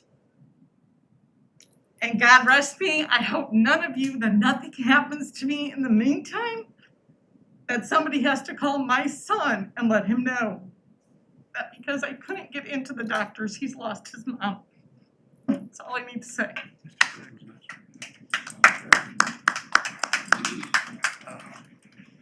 Ms. Nelson had a long talk with me prior to the meeting. Some things we're gonna try and help her with, but what I explained to her that I think everybody should understand is what nobody ever envisioned was Advent Health saying, even though the district's willing to pay us what they've been paying all along, we're not gonna see those patients unless you let us in the tier where everybody else has got a lower price. As late as this afternoon, Ms. Graber provided me something I sent to the executive at Florida Hospital in charge of this, in which we are attempting to assure them the accuracy of everything, and hopefully that they would then realize that this is absurd, the position, and we would resolve the issue. The dialogue is continuing, and I think Dr. Pace has set a tone for it to be positive. It's just, we're having to go through this, I hate to use the word dance, but we're having to go through this, and it's, I hate to say it, it's all about money and who can control the market and who can't, and our people are all caught in the middle of it. And so we're trying our best. I spoke with Ms. Nelson about her endocrinologist, and so I used it. So as people are coming forward, we're doing everything we can to help them. But we can't make the hospital, I don't understand how you say we're not gonna see them if we're willing to pay them what they were already being paid. But they're not. So Ms. Nelson, hopefully, God bless you, this will work out, but I want you to know this superintendent and this board is very committed to trying getting this resolved. And I appreciate your assistance, I do. And I wanted to tie that in, but emotions kind of got in the way. So you can't help fix it if you don't know what's going on. So this was my only mode of communication to get it brought to you. You know, it's hard. It's hard for all of us. And I understand that. But like I said, you can't fix it if you don't know. Welcome new board members. We appreciate you coming. Thank you, Mr. Thacker. Mr. Chair, I have a question on that. Is there, with the current contract we have with Advent Health, is there a way to get them to compel them No. to finish seeing the patients No. that we're currently seeing? The minute- Are we out of contract? The minute the contract was over, what they started out with, we will only see our doctors who are employed by Advent. This only relates to their employees. We offered, we'll pay you what you are getting. No, that's not good enough. We want to be, listed in tier 1 where every other hospital's dropped. Then it was, we want our people to pay cash. So we worked out a plan to give the employees the money to cover them, et cetera. Then that was it. And then we're getting all sorts of mixed stuff. This Advent doctor's going, I'm not gonna see you in a pregnancy case no matter what. This one's saying, well, pay X up front. And Ms. Nelson explained to me, they told her, well, it would be insurance fraud if you gave us money up front. It's Well, an no. absurd statement, because she's not putting in the claim. They were telling me that if I did the, if I paid just their cash payment, and Advent, if you go in as cash only and not use insurance, it's $110 to see the doctor. So this might be leverage that you can use with them as well. So if I go in and say I don't have insurance, the cash price is $110. They want, as me having Evolution's having an insurance company, they want me to pay $226. Differential rates. And so I said, no, I'll take the cash payment and I'll pay you $110, and they're telling me that's insurance fraud. It's only gonna be insurance fraud if I say I pay $110 cash and turn it around and put it into Evolutions to pay me. Yes, then that's gonna be fraud, because it's not, but I'm just saying, I will pay cash up front, your $110, and they're still saying, no, we're not gonna allow that to happen. Mr. Chairman, in summary, I'll tell you what's happening is they're trying to leverage the employees. Sure, they get what they want, but in reality, if you're really looking out for the employees, you do what we said. Why don't you continue to service them where we're trying to work this out? And that wasn't acceptable. So hopefully this new route we're trying to take, working with them on having this third party look at everything will work out. Mr. Gray, thank you for working with us on that, because you were helpful on that. Francisco Alvarado. Good evening. And your name, address for the record, and you have 3 minutes. Francisco Alvarado, here on behalf of BRPH Architects Engineers, doing business at 2420 South Lakeland Avenue, Orlando, Florida 32814. First of all, congratulations, Mr. Chapter and Ms. Castillo, on your leadership roles, and to all the new board members, thank you and welcome. From here, I'm just here going to defer the rest of my time in case you guys have any questions regarding agenda item 15.04, regarding the BRPH Gateway High School Design Contract. Thank you. Thank you very much for being here. Okay. Well, that brings us, ends our public comment portion of the meeting. Mayor, I pulled yours out. You're still good? Yes, sir. Okay, just make sure. All right, that moves us down to agenda modifications. Does anybody have any questions on the agenda, changes, additions, deletions? I know you do, Dr. Pace. The board first, or No, you can go ahead, and then we'll get them as we go. With permission from the board and certainly Mr. Thacker as the chair, I would like to recommend that we table item 15.02. That's the approval and purchase and sale agreement for the Night Ridge property. We've had some requests, especially from our new board members, because this is a significant investment on behalf of the district, to spend a little bit more time in a workshop setting going over this particular information and making sure that you have the full picture and scope of both our need for student stations, as well as then our program of work right now within our facilities department. We currently have a facilities workshop on December the 1st at 4 o'clock. What I would ask is that if we table this agenda as suggested, that we expand that workshop and perhaps meet at 3:30 so that we have ample time to be able to fully go over that information and answer any questions that you have. I did speak today with the owner of the property, Mr. Sabetti. This is an item that's been discussed several times and actually been on a board agenda before, and I wanted to make sure he was comfortable with the delay. He was absolutely supportive, understood that we will be bringing a firm answer either one way or the other as of the December 1st meeting. I want to thank Dr. Pace for that too, on the record. I appreciate that, because I was the one that had mentioned it, because as a new board, we didn't have everything, so I really appreciate you following up. Okay. Any other changes, modifications, board? Yes, item number 1205. On me? Yes, item number 1205. Okay. Okay, you want to, just to pull it for discussion. Just pull it from consent and move it to regular agenda, so. Yes, sir. So 12.05 will move under our regular agenda, it'd be the only item under number 12, under the business and finance agenda. Okay.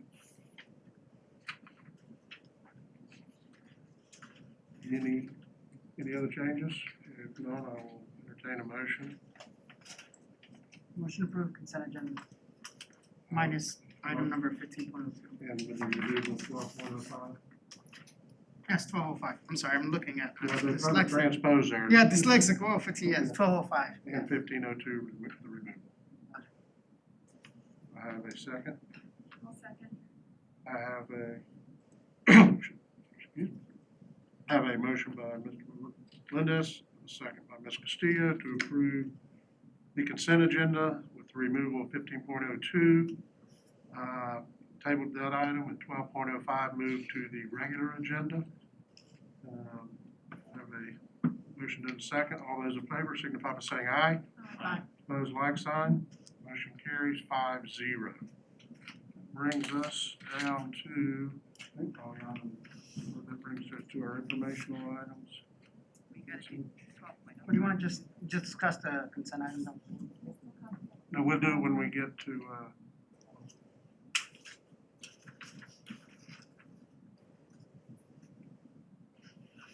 we'll do it at the beginning. We'll do our informational items. There's no presentations here, right? It's just they're in our packets for our information. Okay, that does bring us into the regular agenda items. First one on that item would be item 12.02. Was pulled by Mr. Melendez. You have the floor, sir. Thank you, Mr. Chair. I just wanted to kind of be transparent about it because I had the discussion with Dr. Pace and I am in concurrence. And but the issue at the time was when I looked at it, I didn't have the supporting document because it mentioned that there's renewal of vehicles, and I just didn't felt that was appropriate because it said white fleet, and I wasn't sure about white fleet. I just wanted to make it sure for the record that white fleet does not mean department heads driving SUVs. That we were clear that there were maintenance vehicles and transportation vehicles, you know, fixing our schools and things like that. So I just thought that that was something that was very important for everyone to know for the record, because again, the agenda item wasn't there. Dr. Pace had mentioned that, and she responded quickly, gave me the supporting documents, and saw the maintenance vehicles, and I'm fully in support of the agenda item. And just a little background, this was kind of discussed several months ago at the prior board, which it's this board's prerogative to do whatever they want. We've got some white fleet that's really bad, and we're probably spending more on maintenance. We were spending more on maintenance on some of them, so this is kind of an upgrade we needed to do. So I motion to go ahead and pass Okay. item number 1205 as submitted. Second. I have a motion by Mr. Melendez with a second by Mr. Bass to approve item 12.05. Board, any further comments, questions, discussion? Hearing none. All those in favor signify by saying aye. Aye. Opposed, like sign. Motion carries 5-0. That brings us to our regular agenda, human resources. Pleasure, board.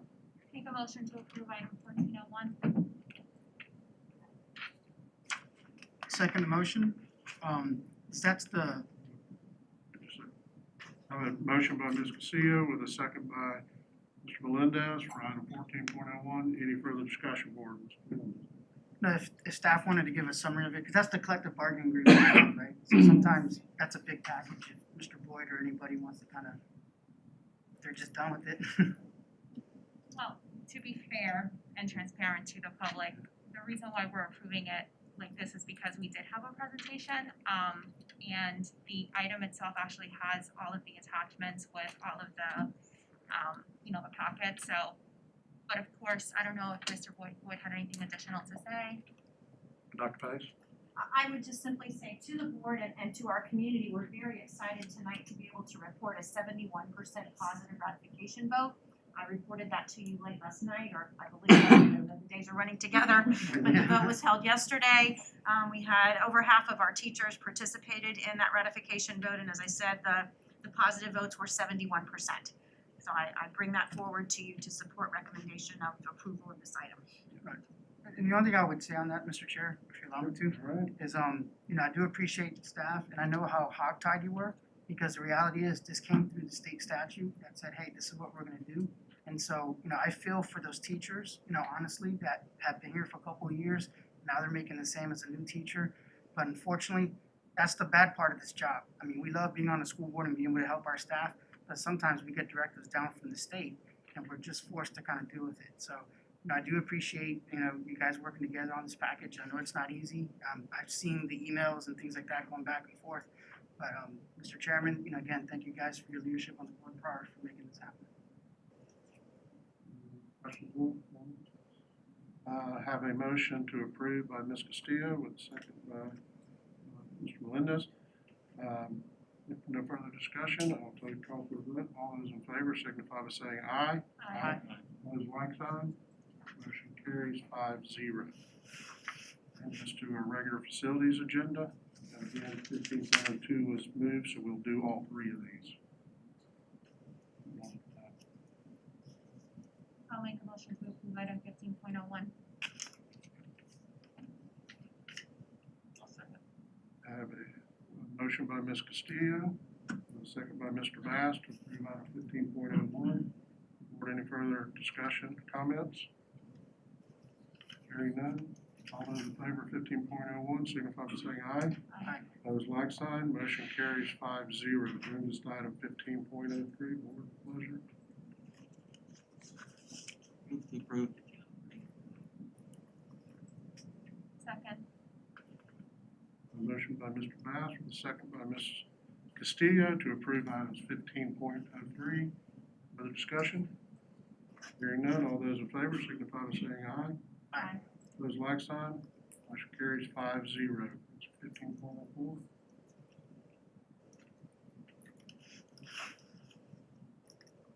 I'll make a motion to approve 15.04. Second with discussion. I have a motion by Ms. Castillo with a second by Mr. Melendez for item 15.04. Mr. Melendez? Thank you, Mr. Chair.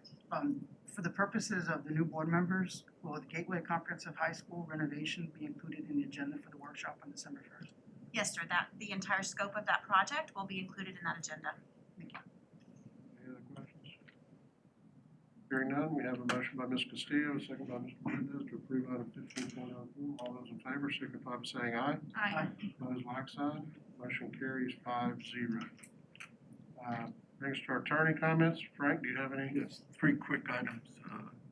One is I wanted to make sure the record was clear because there were statements made about us withholding federal dollars in the CARE Act relief. There were no federal dollars given to this district for CARE Act relief. So nobody's withholding anything. It's not there to withhold. Correct, Darcy? Second, I think it important for the new board members, because it got raised today, just to run back through what we're doing. We'll get a request for an accommodation. An employee puts in a request to be accommodated under the ADA, saying, I have this condition, and I'm asking to be able to work from home, or I'm asking to have this adjusted. In the case of all the covert accommodations, they come up, we take them, I forward it to a doctor who's advising us. He looks and evaluates and then advises us, I think it appropriate. We had a lady with stage 4 cancer. It was very apparent it was safer for her not to even leave the house. And we look for the ability to accommodate by letting them. Others, he'll say there's no reason for them. They're safe to be accommodated. Then if the employee wants to appeal that, they can appeal it. At that point, the employee is provided by HR a form authorizing his or her doctor to provide our doctor, and only our doctor sees it, the employee's health records as it relates to that condition. Because we were getting things signed by nurses, I think it would be best if they didn't work. So then a final decision is made based upon the input from that doctor. We had one today after those medical records were looked at. We have provided accommodation for a number of employees, ranging from you will work in a classroom with nobody else in it, stuff will be dropped at your door. We're going to rearrange where you work to, yes, your job can be done at home. And unfortunately, there are some cases where you can't accommodate because there's no way for them to be a bus driver. You got to drive the bus. I mean, you just can't provide the accommodation, and then they can use their accrued leaves, but ultimately this thing may be prolonged and that runs out. But every effort's made to figure out what is the proper answer to the question. Is that left at the discretion of the principals? No. The employee files it and and the principals have actually been advised that they have no opinion in it, they're simply to route it. And it comes down to HR, and then the process begins by people unaffiliated with the school. Now, they'll provide input, like we had somebody said, I'm afraid I'm gonna catch something, and then we find out, well, every day they're hugging tons of children. I mean, so everything is looked at on a case-by-case basis, but it's taken very, very seriously to make the right decision to protect the employee and everybody else. If you ever have a question or somebody comes to you on it, please give me a holler at, because there's such legal issues with that I'm shepherding every one of them, making sure we're staying within the law and, being as compassionate as we can be to have the system keep functioning. Last thing, following the next board meeting, Mr. Chairman, if it's okay with the board, I'd like to have a shade meeting on some litigation.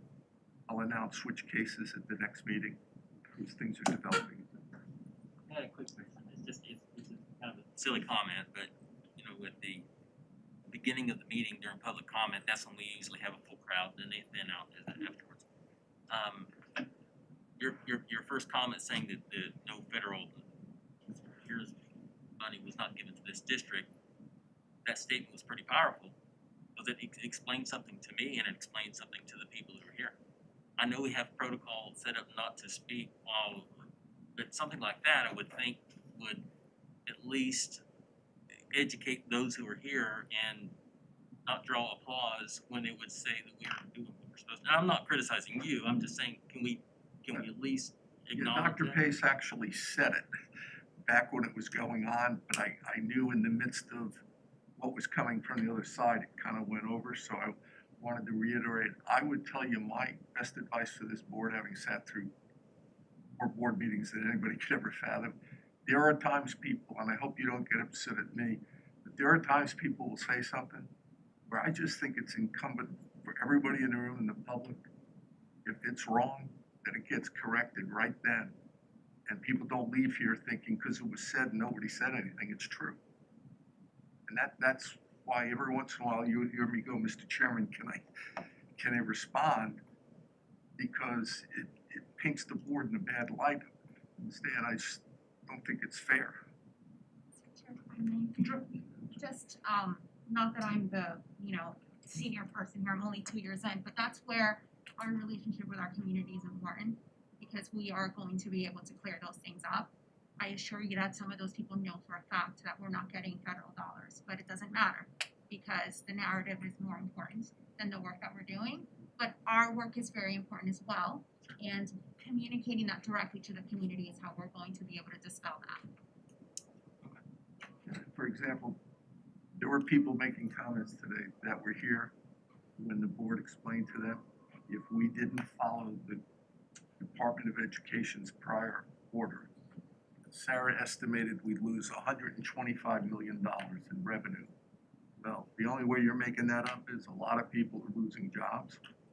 And then what's the devastation to the families? So some people want to hear what you're saying, some don't, but I apologize if every once in a while I say, Mr. Chairman, could I say something? Because I just don't like it to look like the board's just saying nothing like it's true, and it bugs me as your lawyer.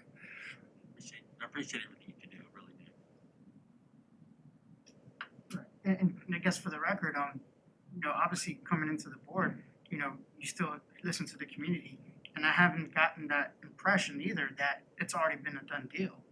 This is like, for them to discuss that, it's their First Amendment right to say what they want, but I'm just telling you for myself, I've heard of it as a possibility, just like anything else, there's options, that you can do, but I haven't heard about that it's already a done deal. Well, just it's not. In addition to that, if you look at the agenda, the next person on the agenda is gonna have this discussion.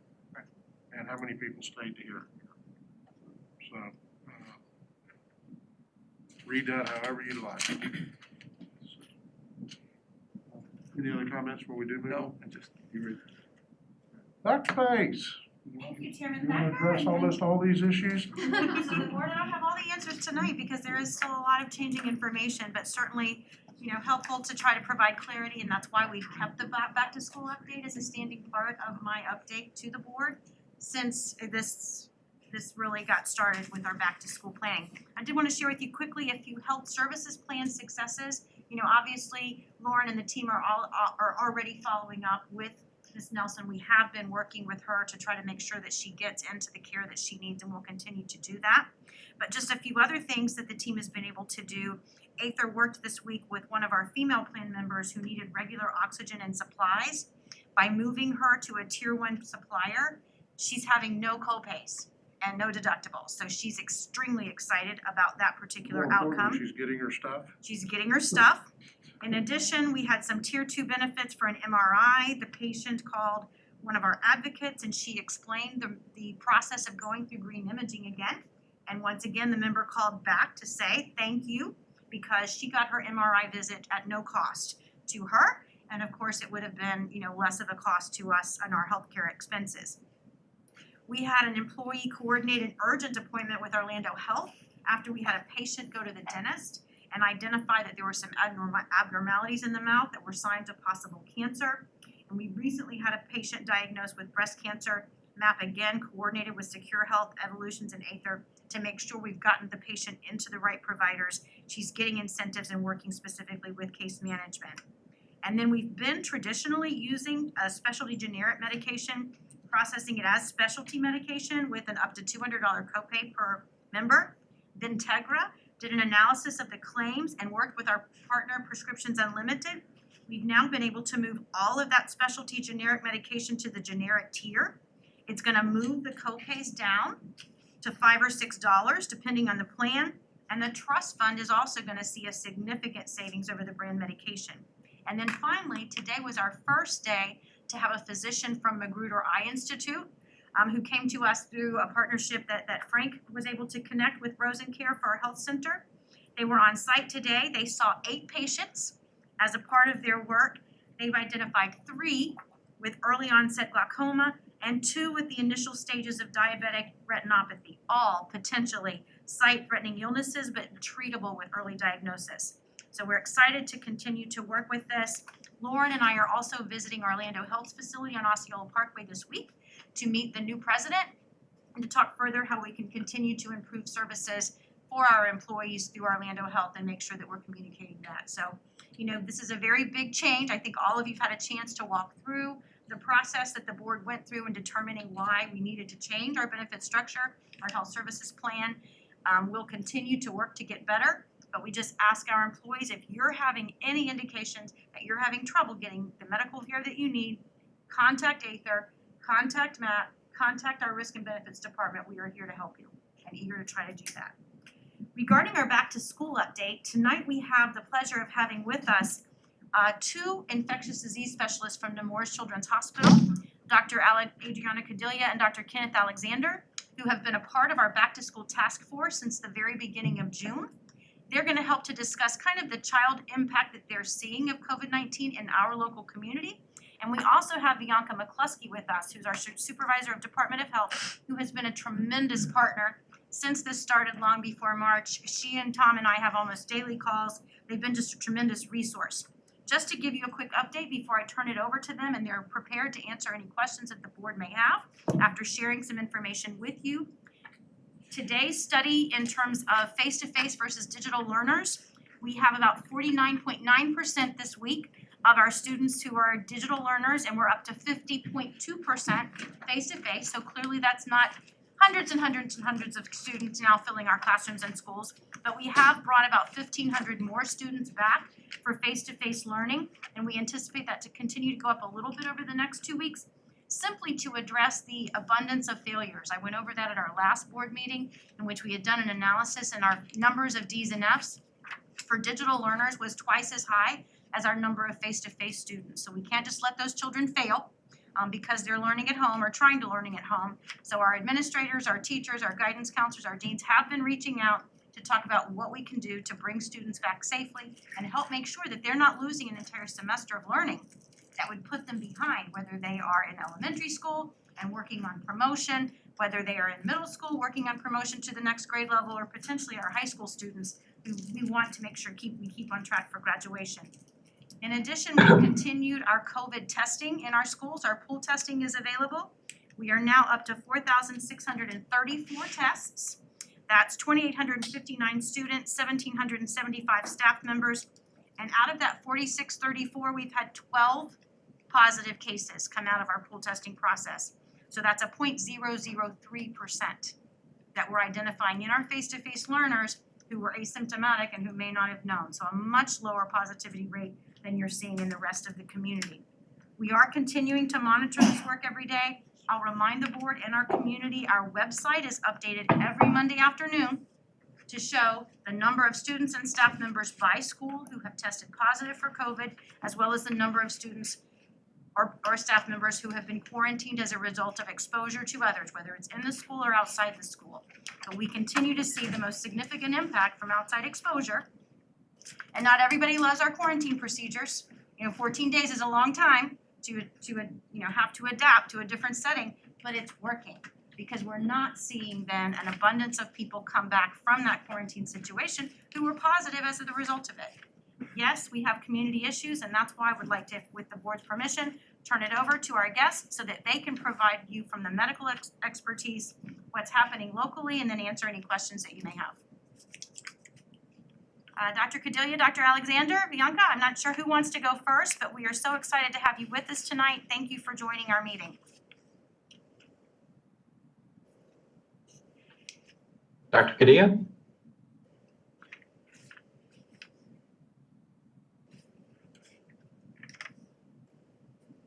Hello, good evening. I know I heard you earlier. Okay, now, right? Yes, now. Yes. Great. The whole virtual thing, I was double muted. I'm using my phone. So hi to everybody virtually. Thank you so much for the invitation to have us speak. We appreciate the ability to be able to provide you with medical and scientific expertise and the best knowledge that we have in order to be able to continue to safely educate our children. Dr. Alexander and I have been, as we stated earlier, involved from the beginning within Osceola and other schools, and we have been also taking part in other national discussions regarding bringing kids back to schools safely. The main point that we really want to emphasize is that schools have been remarkably successful, and yours locally. This has been in part due to the leadership from Dr. Pace, Mr. Phelps, and from the Department of Health, Viana McCluskey, hopefully saying it correctly. It has been a lot of work behind the scenes in order to ensure that kids, families, and staff return to school to do what they're supposed to be doing safely. We recognize that most parents have also been taking part in the community by ensuring that the family is remaining risk-free. This is by masking, social distancing, and hand hygiene. So not just at school, where this is extremely important to ensure that we can minimize the risk of infecting others, but also at home.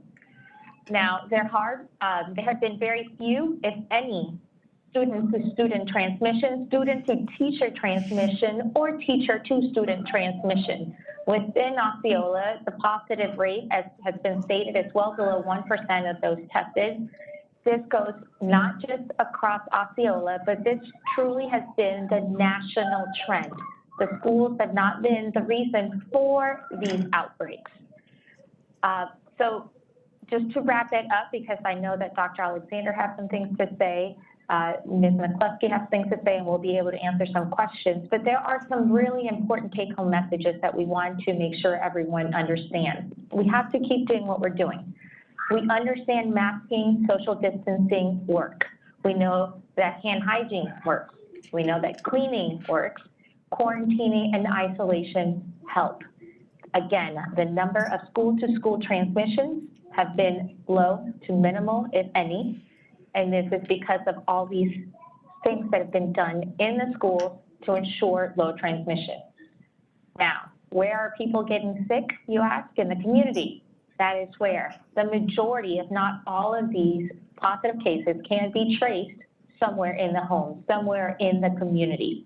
There is an increased number of transmission occurring amongst young adults within your county, in Osceola County. And so the risk factors are going to be outside of the school. Simply put, schools will do as well as the community will allow them to do. I'll turn it over to Dr. Alexander for a few words. Thank you, Dr. Kadia. And again, it's a pleasure to speak with you all. And I want to express my personal thanks to the leadership of the school board, to Dr. Pace, to Mr. Phelps, and to my colleague Bianca McCluskey in the Florida Department of Health in Osceola County.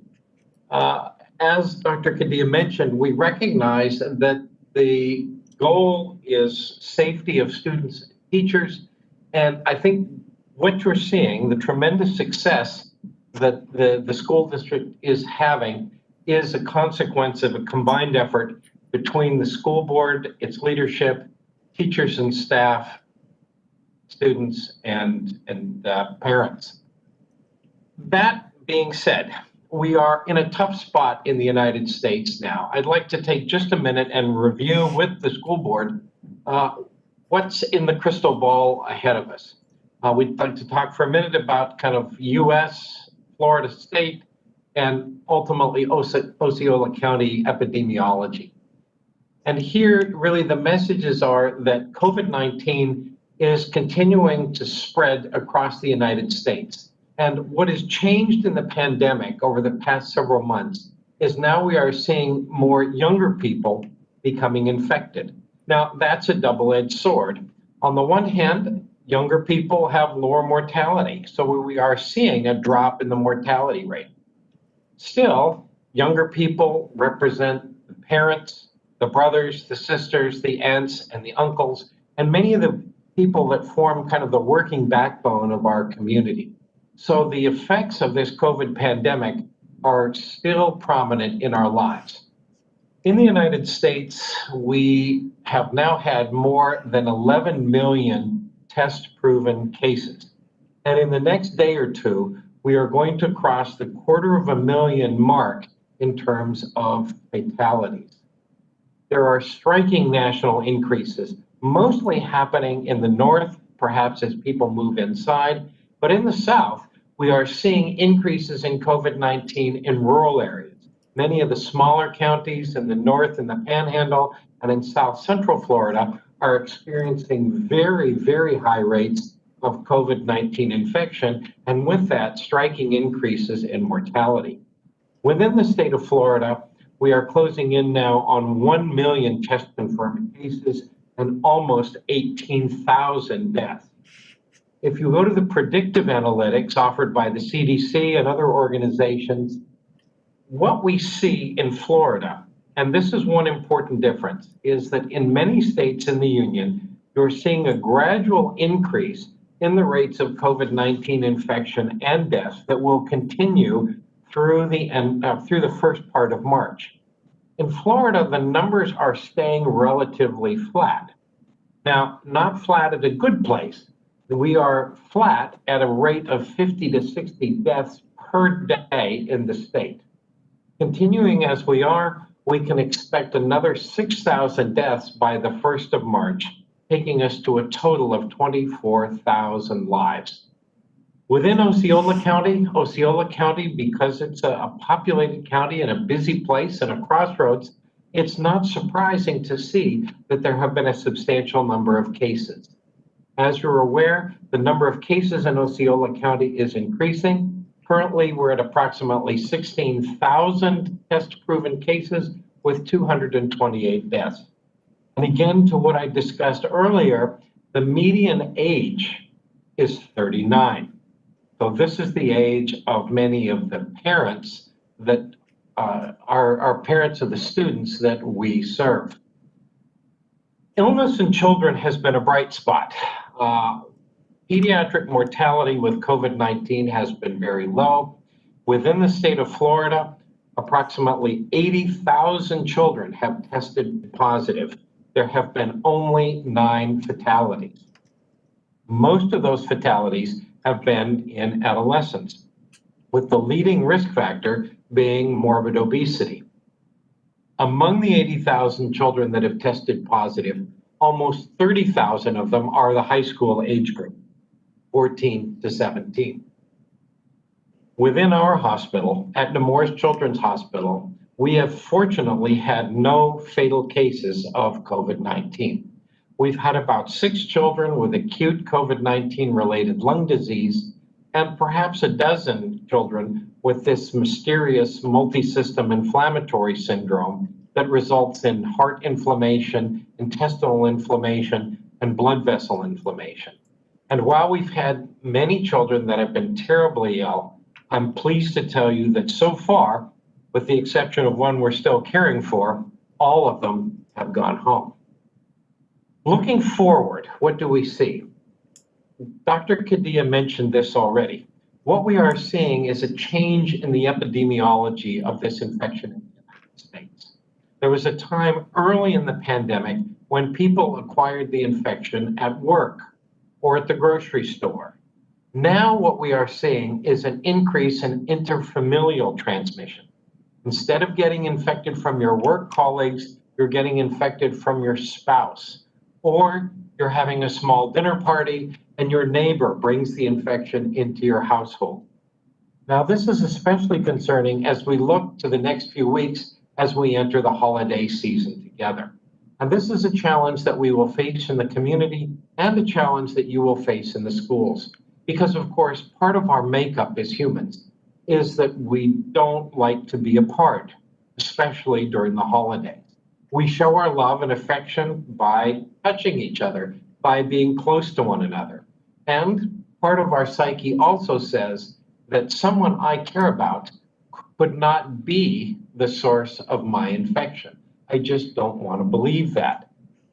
And yet the epidemiology shows that most people are now being infected by close friends at family gatherings or by family members. And so we have to think seriously about this, both as we look at the holidays ahead for our schools and as we also think about where infections are coming from in our student population. As Dr. Kadia pointed out, these children are not getting infected at school. Teachers are probably not getting infected at school. They are being infected outside of school from their families, from their friends, and doing the things that we like to do outside of school. Dr. Kadia?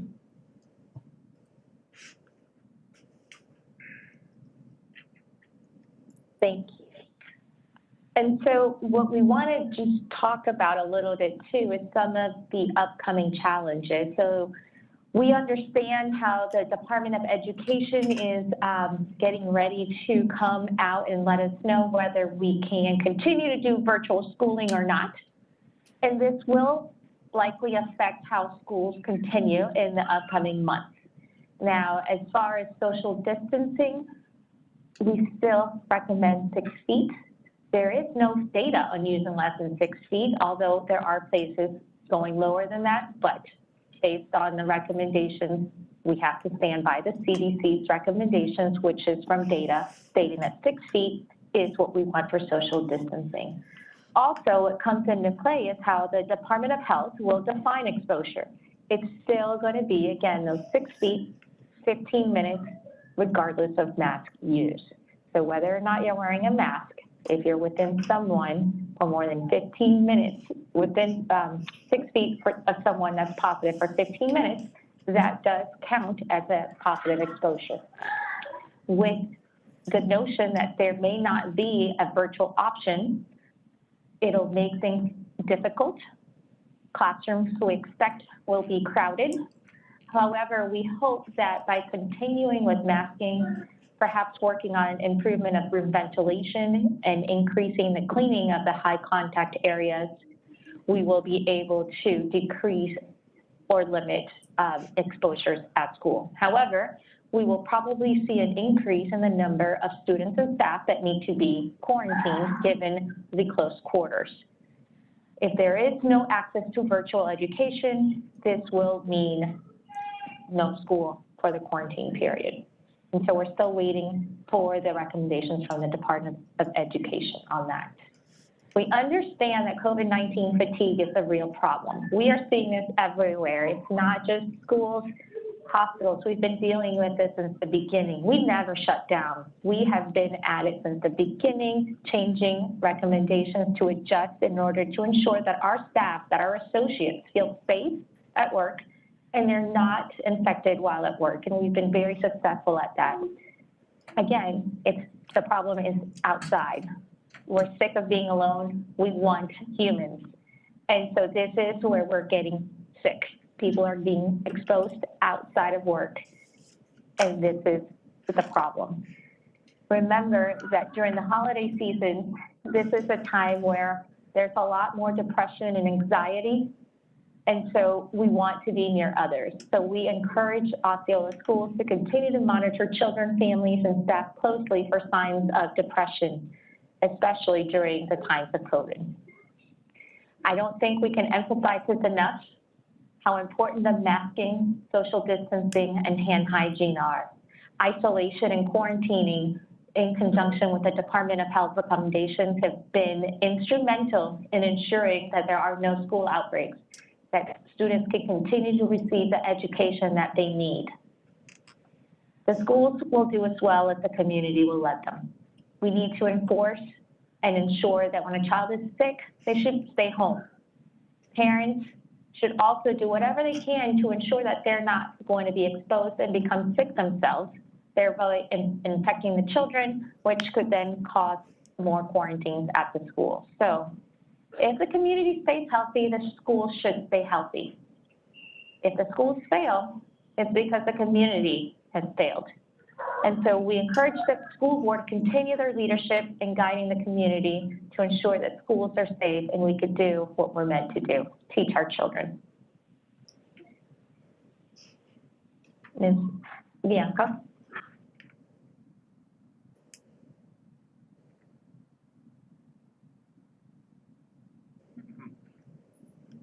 Ms. McCluskey, Bianca, are you with us?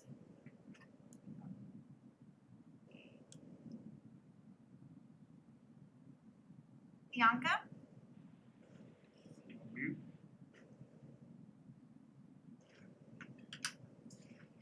Bianca, are you with us tonight? As Ruben's working on their... Oh, can you hear me now? Yes, we can hear you. Hi, Bianca. Sorry about that. I'm learning this technology. My apologies. So good evening, everyone, and thank you for the opportunity to provide an update on COVID-19. And I'm going to focus, I'm going to share a lot of what you've already heard and reiterate what the doctors have already shared, and just kind of present some additional local data. So for the last 4 weeks, our documented new cases and percent positive has trended up. Previously, for our last reporting week, which was November the 8th through the 14th, our total cases were 865 versus the prior week of 661, and our percent positive was 9.5%, and the prior week it was 8.57. So we are seeing kind of that upward trend, and basically, as they've communicated, this is related to community transmission. So we are seeing that increased level of infection within our community. And so one of the things that's important when we look at specifically looking at school-aged children, we talk about the number of cases. We've had 1,394 cases in the 5 to 17 age group. And overall, okay, that represents about 8.69% of all the total cases in the county, which is relatively small. So in recent weeks, we have seen an increase in that age group. However, it coincides with the increased community transmission that's occurring, household outbreaks, and social gatherings. Within the school setting, there has not been significant transmission. So once we identify a positive case or contacts and they're input in our Merlin system and our contact tracers and epidemiologists kind of track those folks, we're not seeing that secondary transmission, which is a great thing. When school started, we were all very apprehensive about what that would look like. And I have to give kudos to the school system. Dr. Pace and Tom Phelps have done a phenomenal job in implementing processes and protocols to timely identify folks who need to be excluded, and also systems of communicating information to the Department of Health in a timely manner that allow us to get ahead of case investigations and monitoring. So appreciate that partnership. It's been one that we have been working on throughout and refining as we need to. And I do think that's helped to minimize the impact in the school settings. Since August, 390 cases have been linked to face-to-face learning within our Merlin system. Merlin's not perfect, it doesn't capture everything, but when we do investigations, that's where that's gathered, the information is gathered. And so of that, 285 were students, and the other 105 were teachers and staff. And so again, represents a very small percentage of the total cases during that same time frame for Osceola, which were over 7,000. So just to keep in perspective, what we're seeing again is not transmission within the school setting. We are seeing transmission that's occurring within the community. And so when we look at the numbers at the dashboard, I understand that it's alarming to see the trends go up, but it's important to understand who is causing those trends to go up and what is happening. And so again, it's very important that we keep an eye on the community's behaviors related to personal prevention measures. That's going to continue to be a key in preventing the spread of COVID-19. The health department and lots of partners, the school system continues to message the importance of wearing proper face coverings, hand hygiene, social distancing. It's critical at this time of the year to stay home when you're feeling sick, and making sure we clean and disinfect frequently touched surfaces. These are all things we've been talking about throughout the pandemic to prevent the spread, and these are the things that work and the things that we need to continue to focus on. Recently, on November the 10th, the CDC issued a scientific brief on community use of cloth masks, which really did reiterate the use of masks for source control, but also talks now a little bit more about masks having a benefit for the wearer as well. So these are things we just need to continue to be diligent about. I know when we talk about social distancing, at this point, the CDC has not made any adjustments to the recommendation, nor has the state regarding the 6-foot requirement. However, if there is additional requirements within the school setting that face-to-face learning has to come into play, and that's the only option, we will absolutely work with the schools to support them. One of the implications of that could potentially be, increased exclusions based on people being within that 6 feet. So that's just something that, we'll plan for and look at as it comes. But again, the other mitigation measures that have been in place in the school, all the hand washing and the consistent mask wearing and the timely identification of positive cases and contacts, all those things will continue to help support the positive outcomes that we've had in the schools. So that's really the information that I had. I just wanted to also just highlight that another partnership we have with the schools is that we're now actually helping with antigen testing for symptomatic students. So the schools are referring those students to us, and we have performed antigen tests since early November, and that process seems to be going pretty smoothly. We're still working it out. It's still new. But that's another way. If we can identify folks who don't need to be in school, that's a plus. And we've got the Main Gate site, and some people don't have access to insurance, so Main Gate's an option, and now the health department is as well. And for anybody in the community, teachers and staff, we do PCR testing here, 6 days a week. So we're happy to support the school in that way. And that's really the only updates that I have, and I'm happy to take any questions.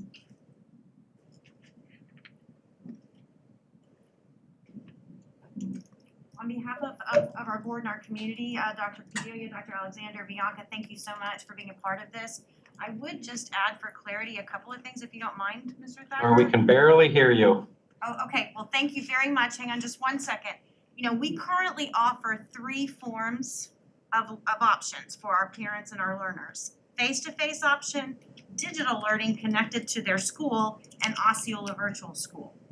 Osceola Virtual School isn't going anywhere unless you tell me otherwise, but it's a program that we're required to have in statute. It works successfully. We have expanded it this year, and we're looking to see what we would need to do to potentially expand it even more, particularly at the elementary level, or second semester if that becomes an option. The question becomes the digital learning piece, which what the emergency order does is to provide full funding for those students rather than the 60% FTE that a virtual learner typically earns. So those are kinds of the decision points that we have to make. But as Dr. Cadilia, Dr. Alexander, Ms. McCluskey has said, there's also this balance of risk between the higher failure rate of our digital learners, the mental and social emotional well-being of our digital learners with the stress that they've experienced has been a tremendous concern for us. And then the challenges of social distancing as more students come back into the building.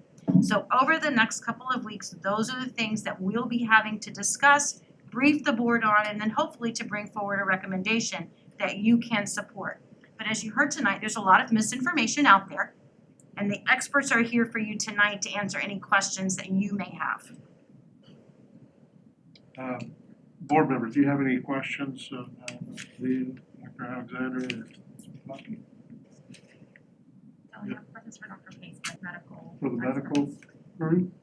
I do. I was wondering how our numbers compared nationwide and how they compare in other parts of the world. Dr. Alexander and Dr. Cadilia and Ms. McCluskey, could y'all hear that question? If you'd please repeat it, and I think Dr. Cadilia is probably the best equipped to answer it. Dr. Cadilia, can you tell me how we compare to the rest of the country? I have to double unmute. Now, do you mean how do we compare the schools, or how do we compare just Yes, numbers the that we're schools. doing locally? How do our school numbers compare to other schools in other districts? So, on the national discussions that are occurring right now, everyone seems to be reporting very low school to no transmissions in schools. All school cases, or the majority of them, have been attributed to community spread sports. So up north, actually, a lot being linked to hockey, indoor sports, high contact sports, and that's where a lot of these children are being infected. There are some schools that are not requiring masks in some other parts of the country, and so they have been seeing high rates. But when you compare schools that are doing what you guys are doing, where there is the social distancing, the hand hygiene, and the mask wearing mandate, your numbers are probably in line with everyone else, where everyone is reporting community spread and not in school spread. Now, locally, your numbers are going up, but our numbers in Florida as a whole, so per 100,000, I looked it up earlier today, we are at about 27 per 100,000 for the last 7 days in the state of Florida. There are other states, North Dakota, South Dakota, they have been reporting about 180 per 100,000. And so the numbers that we're seeing in our community right now are significantly lower than are being seen in other parts of the United States right now. Thank you. I didn't know that there were 180 people in North Dakota.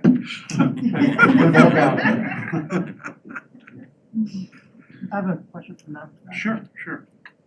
How accurate is the testing in distinguishing between the traditional flu and COVID? Because I have a lot of folks out there in the community that may not, they're under the belief that, you know, if you have any kind of flu, it's just kind of being categorized as COVID because the testing can't discern the difference. And I know there's different types of testing out there. I just want to kind of dispel that, not only for myself, because I'm curious too, to hear it from the experts, but for others who may have that same concern as well. So are we over positive testing because we can't tell the difference between a traditional flu and a COVID-19? So from the standpoint of the testing, they're testing for different things. So when an individual goes and gets a rapid flu test, it is looking for influenza versus coming to our test site or to a doctor's office and requesting a PCR test for COVID. They're different tests, and so they don't, they capture different things. I believe the CDC had launched a test that did both. But we don't have that within our system and, you know, the health department, but they're different tests. So I've heard that before, individuals asking, you know, what's the difference? Well, there's a difference there. It's a viral influenza, it's the coronavirus, and there's 2 different tests to look for that. So, you know, a lot of the times the presentation of the symptoms, people will present the same, and that's why we encourage providers to do rapid flu to rule out COVID. that helps to distinguish, where they need to go. Once they rule out flu or something else, then they can move on to COVID.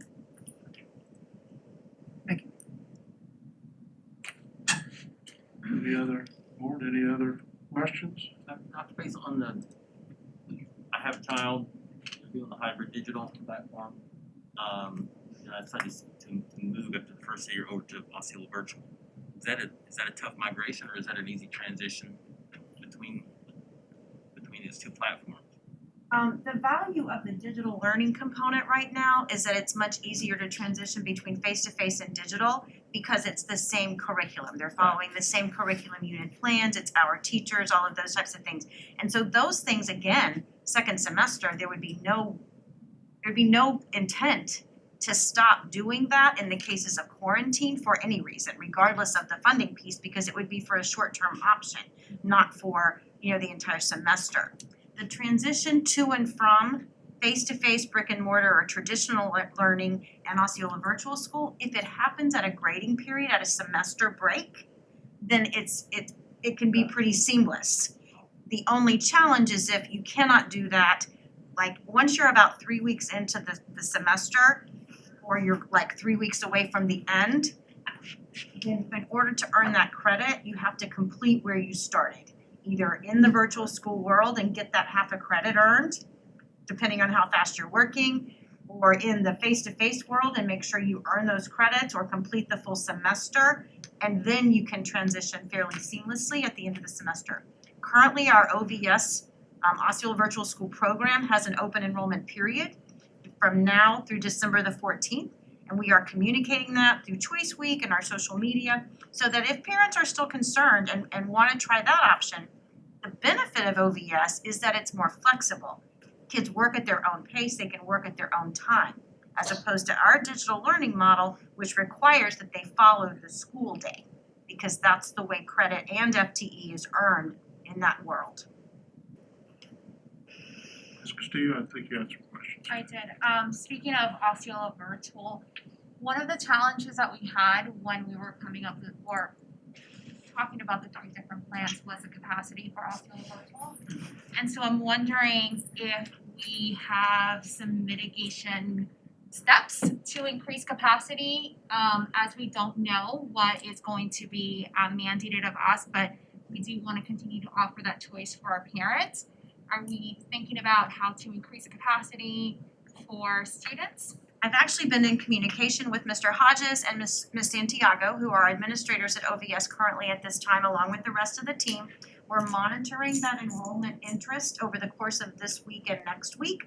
And then if necessary, we'll provide a specific transfer request window for teachers who are currently a part of our system who may want to transition to the OVS curriculum using Florida Virtual School. There is a 2-week retraining requirement to adopt that Florida Virtual School curriculum. And so we will provide that window as necessary, depending on the guidance that we get from DOE perhaps this week, and then also the interest from parents and students in our community to go that particular route. So we are monitoring that carefully and have plans to ramp up as necessary. We also have plans, remember, for OVS to move into their new building in January. We are renovating the old band and music room at the St. Cloud Middle School site that we didn't need once we did the renovation because of its removal from the campus. It's going to be a fantastic space for, obviously the offices, but also a testing site. Because remember that all students now to take state testing have to come to it face-to-face, whether they're digital face-to-face or OVS students. So Mr. Hodges, they already have a testing plan for second semester with their current students, and we're looking at, what we could do if we needed to ramp that up. So yes. And just a question that's kind of related to that is special programs, but specifically IB. And I would even add any of the OXA programs and things like that. Toho, we have a lot of very specific programs in our district, which we are very proud of, but that does come with some additional challenges. So have you given thought to how we would address that if parents are not, if it comes down to we have to use OVS because of whatever mandate, and we do have parents and students who are in those special programs, how how are we handling that if you know? That is one of the challenges, Ms. Castillo and members of the board, that we're going to have to work out, because International Baccalaureate is not offered in the virtual school world, OVS. There's not a virtual school course for that. The advanced placement courses, industry certification like CTE special programs are also limited, as well as some of the fine arts. So parents and students who elect to go with the Osceola virtual school route do have a more limited course selection opportunity for students. But those are conversations that I would encourage parents and students who have concerns now to go ahead and contact the school guidance counselor. Our digital students still have direct access to all of our school guidance counselor programs, as well as our social workers and psychologists for mental health resources and support. So all of that can continue to be done through Teams, but now's the time to start having those conversations if those are questions or concerns that parents have. With IB, I mean, the curriculum is rigorous, but I don't, and forgive me if I'm just not, my kid is on an IB and neither was I. So forgive me if I'm just not understanding, but that specific program, I know the curriculum comes from, where are we getting that curriculum? And the reason why I'm asking is specifically because I'm trying to see what the limitation would be to have parents and students who want to do an option with OBS. Is it the teachers who are specifically trained? Is it the curriculum? Is it the cohort aspect? It's both the curriculum and the teacher training piece, because International Baccalaureate is actually from the International Baccalaureate Organization. And it's consistent across not just the country, but across the world. And in addition to that rigorous curriculum, there's the concept of international mindedness, community service, cultural exploration, and really developing students' worldview, whether we're talking about our primary years programs at Thacker, our middle years programs at Parkway, or obviously the high school programs then at Gateway and Celebration. So it is more limiting what we can do there. That's why originally we had our IB teachers slated to more of them have to provide simultaneous digital and face-to-face instruction. That is, we have found, definitely less than ideal. It's challenging for our educators who are really working hard at trying to make it work, but it's also challenging for the students. And there's a concern that there's a loss for both the kids who remain face-to-face and the digital kids who, trying to balance that attention every day during that 50-minute period. So these are things that we're still working out, but it is true. I mean, it's a fact, it's a nature of the program that the Osceola virtual school course selection is more limited than what we offer in our traditional comprehensive high schools. Thank you. I have a few questions for staff, because I just wanted to separate the community advisors there. What's the teachers? If we don't have any additional questions, thank you so much, Dr. Cadilia, Dr. Alexander, Ms. McCluskey. We appreciate your time, your expertise, and your willingness to engage with our board tonight. It means a lot. So thank you all for your continued partnership. And before you go, I just want to thank you too, and I hope the new board members particularly see the expertise that you bring to our school district. And when we have some of the comments like we had earlier, and unfortunately they weren't here to see this discussion, but it gives you a sense of where we're coming from as we go back to school face-to-face, as we go back virtually, that it is pretty well thought out, and I think you'd be hard-pressed to find more expertise, medical expertise than what we have here, since we have the infectious disease specialist. And I believe the results that we have had, while clearly not absolutely perfect, have been, I have to tell you, better than my expectations. And while there is risk with going back to school, there's a lot of risk on not going back to school from social and mental depressions and some mental health issues that it's kind of hard to talk about, and we don't talk about it very much, but there are other things that are very bad for kids by not being in school. So it is a balancing act. I don't know how you do the right thing to do necessarily, but I think we are doing the best we can, and I will have to tell you, I think it's so far, there are some cases, it's been better than probably I expected going in. So I thank our staff here, and particularly our staff and teachers in schools that I know wearing a mask for 7 hours or 7.5 hours, whatever it is not a pleasant thing, because I think I'm tired of wearing a mask for the last 3. So I get that it's hard, and I appreciate what you're all doing. So Dr. Cadilla, Dr. Alexander, and Ms. McCluskey, thank y'all very, very, very much from this community for pitching in and helping us. You are one of the reasons I think we're being as successful as we are, so thank you very much. You're welcome.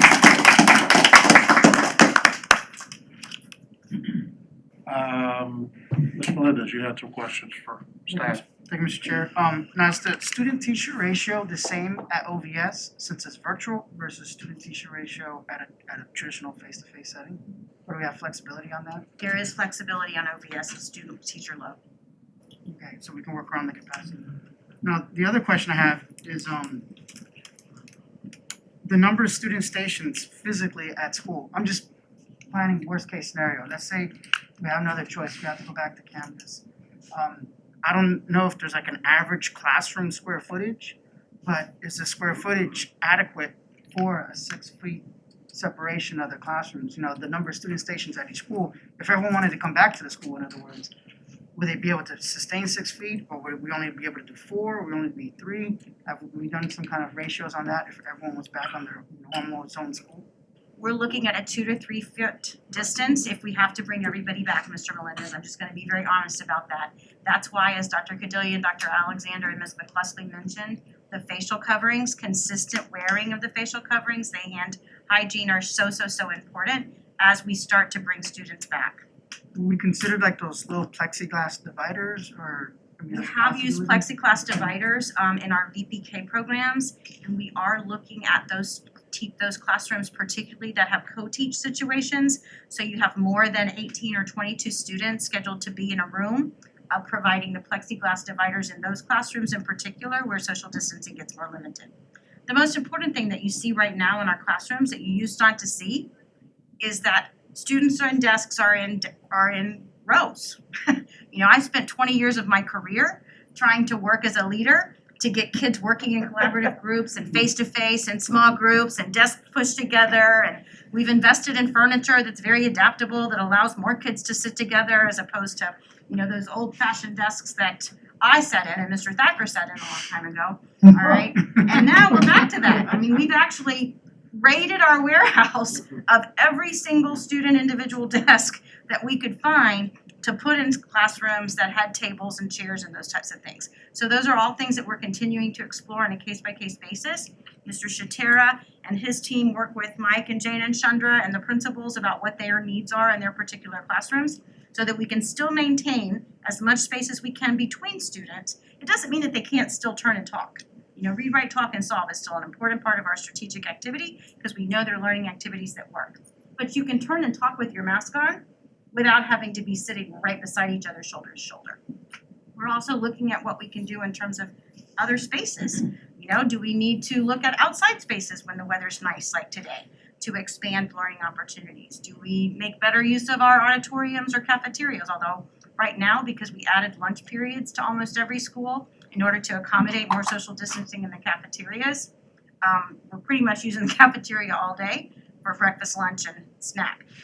But, you know, exploring all of those things on each individual case-by-case basis. What you'll find, and I will send you this report tomorrow, it's an updated list of our face-to-face versus digital learning by your districts. So it's itemized by District 1, District 2, District 3, 4, and 5. The percentage varies pretty widely between schools and between regions. So we're having more social distancing conversations and the limitations of face-to-face on the east side right now than we are in the west. But our schools are most importantly working at what do we need to do to make sure all of our students are being successful, because learning is our number one mission. My last concern is from the parents that have chosen option 2, because especially those in the elementary schools, because they got out of it, but because extended day has like, you know, it's almost like a waiting list to a certain degree. But those were on the list, but then they had to get removed to choose option 2. So now when they come back, you know, and I guess it's more of a board concern. So I just need to make sure that we kind of, you know, think about that. There might need some monies, or because I know extended day, the parents subsidize it anyway. So but it's not 100%. So that's something to consider, that if, you know, those learning option 2 isn't available anymore and the kids go back to school, the parents are like, oh my God, I got the ability to, I'm not like, oh, on a waiting list, we're all done, because we're at half capacity, we're at full capacity. We have intents to bring in extra paraprofessionals to sustain those students. Our extended day program does operate as an enterprise operation so that the fees that parents pay to participate really covers the salary of the employees in that group. But one of the reasons why we're having these conversations with you all now is number one, we need to reassure parents and teachers and students about what school's gonna look like in January as soon as we possibly can, so that people can plan and adjust lives and schedules and as necessary. And so we can do what we need to do to potentially ramp up extended day, to ramp up bus drivers, because currently right now, we're operating far fewer routes than we ordinarily would have to ramp up service in our cafeterias. We've used attrition in our school nutrition services area so that no one lost a job or was laid off, but we have moved people around based on the number of meals that we were serving, and all of that has to be ramped up in the month of December if in the event that we have to do something like that in January. But I anticipate the commissioner has indicated that we'll have state guidance before Thanksgiving. And then I'll be back to the board most certainly at our next meeting on December 1st with additional information and additional discussion about where we go from here. That's it. I don't have any additional questions. I do have some board member comments though. No, we're gonna pull out those old desks. Does that mean that Mr. Thacker can pull out his tablet, his stone tablet? You've been here one meeting, you're not even coming Funny. You placed Mr. Wishire, now you're already picking on me. That's right. Mr. Bass? Anything else? All right. Mr. Thacker, We're gonna, Mr. Thacker, could I point out one thing on the report I wanted, that was important? Members of the board, I looked it up. Osceola County Board Rule 2.22 limits the time to speak to 3 minutes. Mr. Thacker, when you said we were right on.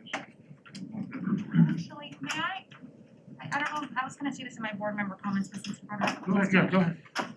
We're gonna go do board member comments, but go ahead and do it. Okay, is there a statutory or board reason why the comments have to be done first? You put them anywhere on the agenda. Okay. I can tell you that I've gone through every version of this, all right? And frequently what I've seen boards land on is they go at the end of the meeting. So that's what I was gonna suggest, and here's why. I think that as community leaders, one of our concerns is a narrative that is being told about what is happening in the business of the board. And I think it's important, if you're gonna come here and make a comment, you need to stay for the part where we talk about the real issues, and that way you're held accountable for what you're saying. So I don't know if we have to vote on this, A. B, I don't know if we wanna talk about it today, but I would consider having the public comments be made at the end so that our guests can be part of the entire process, not just a process that looks good on TV. One of the advantages of that is there may be questions that will arise during that narrative that they can ask at the end of the meeting. I don't know if we need to talk about that right now. This might be I something think to we kind can of do chew what on. we want as a consensus with the board. Sure.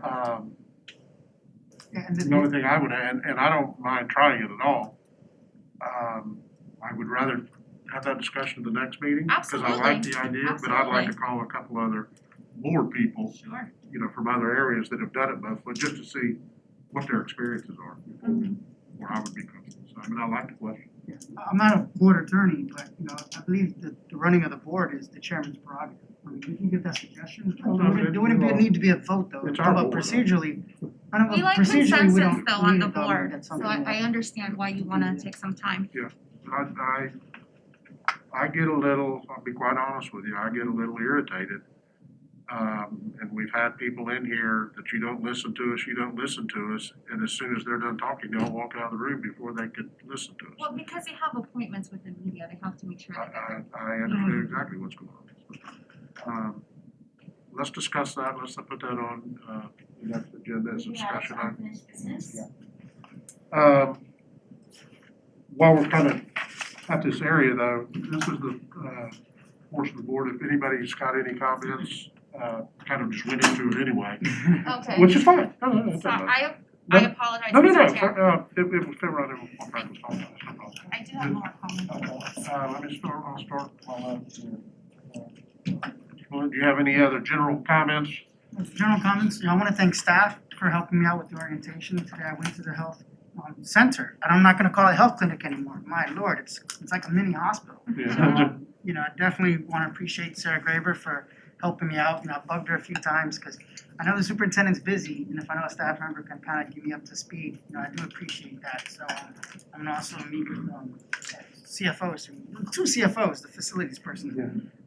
So I do appreciate everyone kind of welcoming me in and kind of keeping me up to speed. And just as a second to that, I know we're gonna talk about it next meeting, but I have no problem either way with the board comments. I'm not married either direction. Okay, so I'm on several committees and I wanted to go ahead and kind of give the board a heads up on what's going on with our legislative platform. So I just wanted to share with you what the adopted legislative platform is for both our state and federal. I know that you guys this is your first meeting, so there's a lot to chew on. I apologize, but I wanna make sure that you guys are briefed, especially since I think all of you are going to the Florida School Board Association, right? Yeah, okay. So the first adopted legislative platform that we're going to do is to support schools in their efforts to reopen amidst the pandemic, which of course is very timely, as well as maintaining school accountability for the safe harbor provisions due to COVID-19, and investing in safe, healthy learning environments to help students succeed. And finally, to support efforts to increase access to technology for learning, which we know, especially here in Osceola County, has been a little bit of a challenge for our students who want to do digital learning.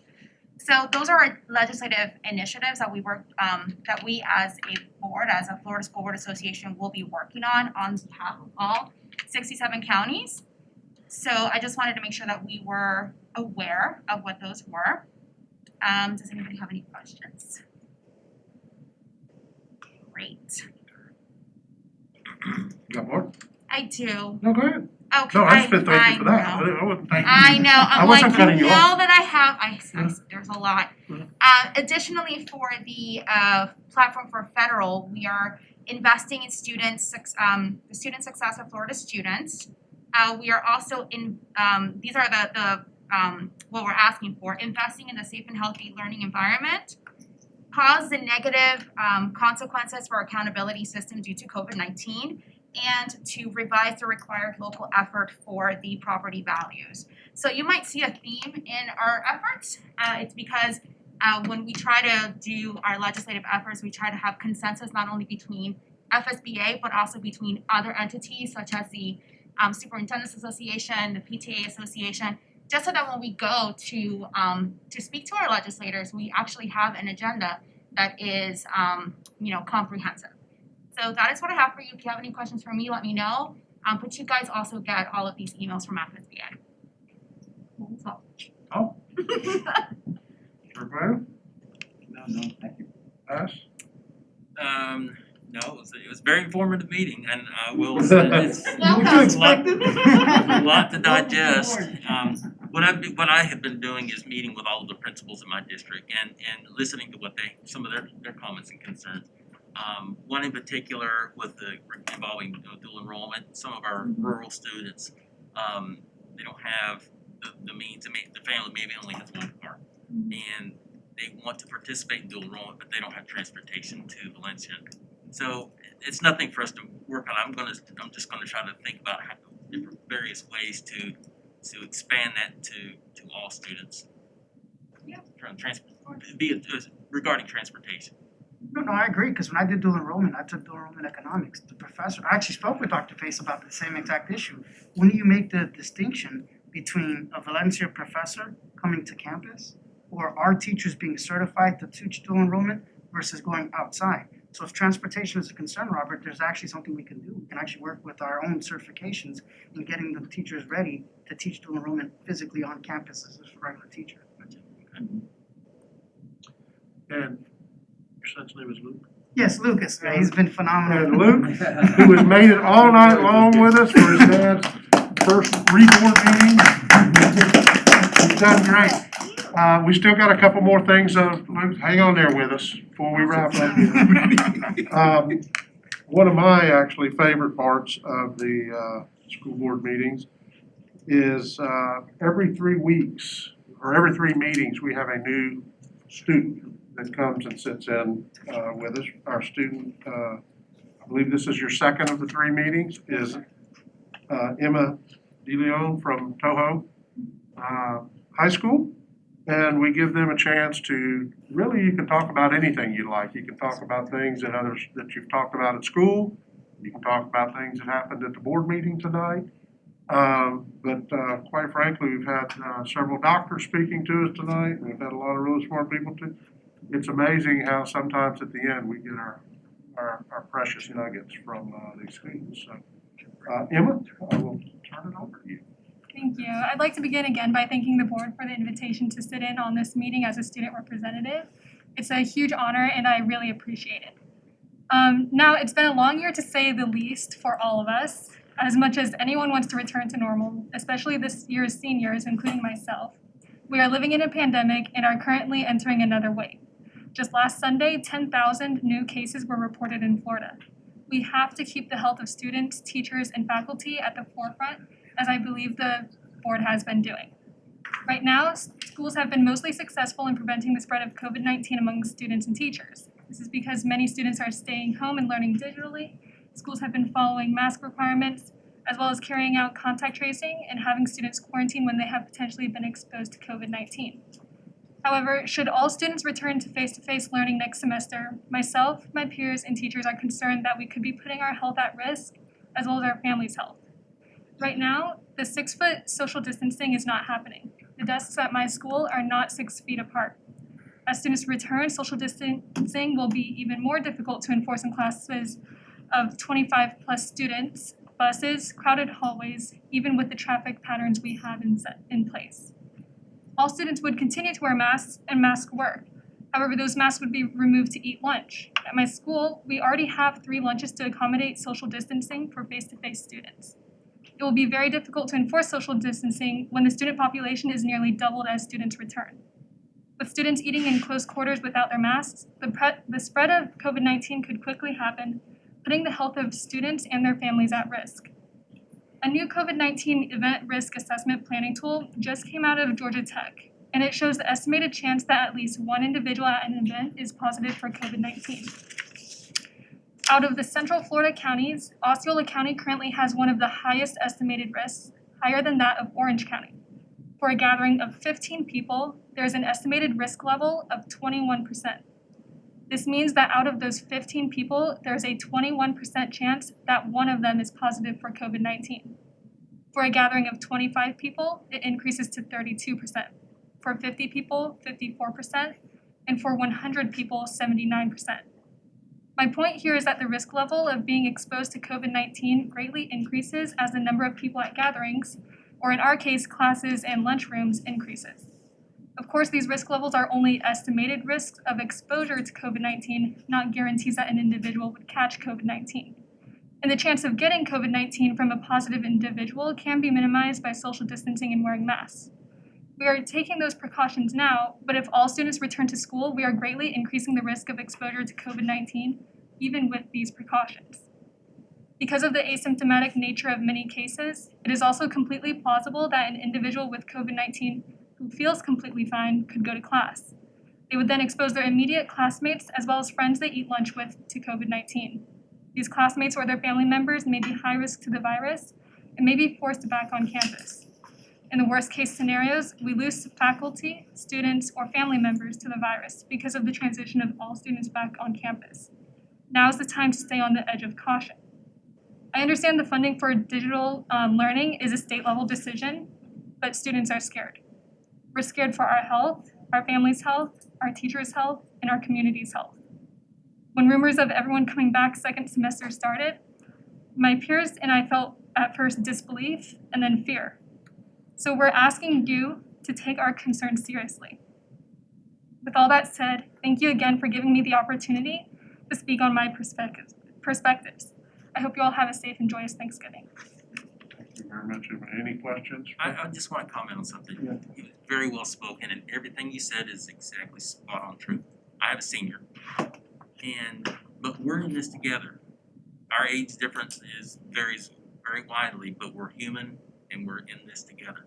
So you have to be an advocate here, and you have to be an advocate with your friends as well. Because if I go to a restaurant, I see a bunch of people about your age sitting in the restaurant, no sign of a mask, nothing. So we're working our tails off to try to make it right in the schools, but we also have to work in the community as well. So I'm just going to ask you. I'm planting my seed because I do with my daughter all the time. Advocate with all of your friends. Wear the mask all the time because you've heard of the experts. Most of the cases are coming from the community and then into the school, from the community into the homes. Nicely done, Evan. Very good. Thank you. And you have one more meeting with us, right? Yes, that's correct. And if you would, before the next meeting, tell us a little bit, what are you thinking about doing next year, if you're looking at schools with that sort of thing? Tell us a little, we didn't put you on the spot the first meeting, kind of tell us a little bit about yourself too, as well as this, if you would. Okay. And just a question for all y'all to help me, when we do the public comment, if somebody walks up and one of you know it's a student, please try and let me know so I don't ask for their name and address. Some of them I kind of know, some of them I don't, so don't be afraid to just pipe in and say, we're a student or something, so I don't mess that up, please. Last item, I think we have, I think y'all all have a thing with a little pink sheet. These are committees that board members can be assigned to, or you can appoint people to, whatever it happens to be. And usually this is the meeting we go through and put people's name by. What I'd like to do, since it is late, if there's some things that we know people want, I had no idea I was even on some of these. Me neither, because I've never seen you on it. That's right, I know. So what I'd like to do is we'll go through it. If there's some obvious ones, we'll do kind of the ones that people say, yeah, I want to do that, or I don't want to do that. And maybe the next meeting, particularly if there's some, for example, we'll just talk about the audit committee first. I've been the board representative of the audit committee, and unless somebody really wants to do that, I'd be happy to do it. The two that are in red are these are community appointments for District 2 and District 3. I don't know if the two that are coming up, which are in red, want to get off, or if they would be okay to be. We've already received information from some of the new board members about people they want to nominate for Okay, themselves. and that is fine. So Sarah, we will bring that to the board for approval on December 1st. Okay. The Business Advisory Board, I would be fine to not be on that. I'm Robert, on you that. came off, do you want to stay on? I'd love to stay on it. I mean, I've gained a lot of knowledge on there. Okay. I'm okay with that. Is everybody okay with Robert on it? Central Florida School Board Coalition, I've been on that for a lot of years. It's a very good board. It's all the neighboring counties. There's 11 or 12 counties on it. It's a huge chunk of it's from Volusia, down the Indian River, over to Manatee, Hillsborough, Nellis, Warren, Osceola, Polk, Volusia, Seminole, I'm sure I've missed Brevard. I'm sure I've missed somebody. If anybody would like to take that would be fine with me. And we have a member and an alternate that can go to that meeting. If anybody is interested. We don't have to decide now. You can think about it. If you know you want to chime in now. The Council on Aging, Kelvin Soto, that's an opening. The District Technology is Terry. Do you want to stay with that, Terry? Or do you? Is anybody else interested in serving on that? Sure, you can take it. Okay. Tanya, are you keeping the notes? Yes. Okay. You just have audit, business advisory, and technology. Yep, that we've done so far. Do you guys feel like we should just do all of them today? Well, we'll go through it. Okay. If we end up with something open, we'll. Okay. Education Foundation was Terry. You want to keep that one? I would. Okay. Flora Ridge. That's you? No, Flora Ridge. Florida Ridge. Flora Ridge is staff, okay? Four Corners Board is generally the chair plus two other people. Plus one other person, because District One has an District- automatic seat. You can have it. Oh, you don't have a choice. And I'm fine. I'd like to be Giving that, it- I'd like to be that second member. Okay. Would one of you wanna be on that? Cause I will give up my spot. You got Terry and Julius. It's up to I'm not sure that the bylaws don't require you. I think we can change the bylaws if we have to. We went through this last time. But I guess you as a chair My- will have to change it first and that. We can, if somebody else wants to do it, we'll figure it out. The St. Cloud Chamber was Ricky. I could do that, obviously that's hometown. Yeah, it's your The part. Kissimmee, I'd like to do the Kissimmee unless somebody else wants to do it. I wouldn't mind doing it, cause I wouldn't mind doing that one either. Oh, John, no, go ahead, John. No, but you just. Okay, y'all don't care, I'll do that. The National Affiliate Advocacy Network, that's a mouthful. That was Tim Weishire. I'm not, to be perfectly honest with you, I'm not totally sure I know what that is or does. Somebody that? Okay, that's one we'll save to the next meeting. School Health Advisory has been me. I'm happy if somebody else wants to do that. I will do it if nobody wants to. Everybody jump in at one time there. Okay, I'll stay there. State legislative liaison has been Terry. She's been going to the meetings. That's what she just reported on. But I definitely need an alternate. Yeah. There's a lot of meetings. Yeah. Anybody wants to be the alternate? Okay.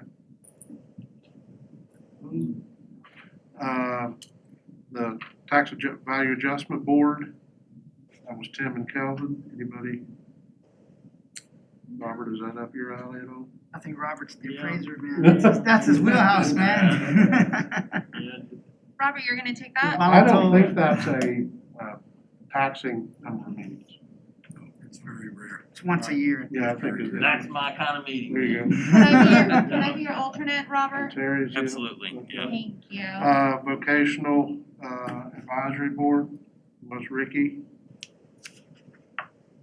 Well, I'll take it if nobody else wants it. Okay. Steal it from someone else. Which was, what was open? The vocational advisor, oh, what's left open? Central Florida School Board Coalition? The Central Florida School Board Coalition, the National Affiliate Advocacy Network, Council on Aging. and Council on Aging. Oh, You know, I could be the young buck in there, you know? I'm not young anywhere else. At the Council on Aging? Yeah, I could do that. I could do that, yeah. That one is taxing. That one is taxing? You already signed up, I'm not saying. It's not too bad. I think that's all. if you're gonna keep Central Florida Coalition, that's fine. Can I be your alternate though? Or do you want it? I said I'd be happy to give it. I went to the last meeting, which was so informative. Was I it? don't know, yeah. Okay, yeah, they're generally good.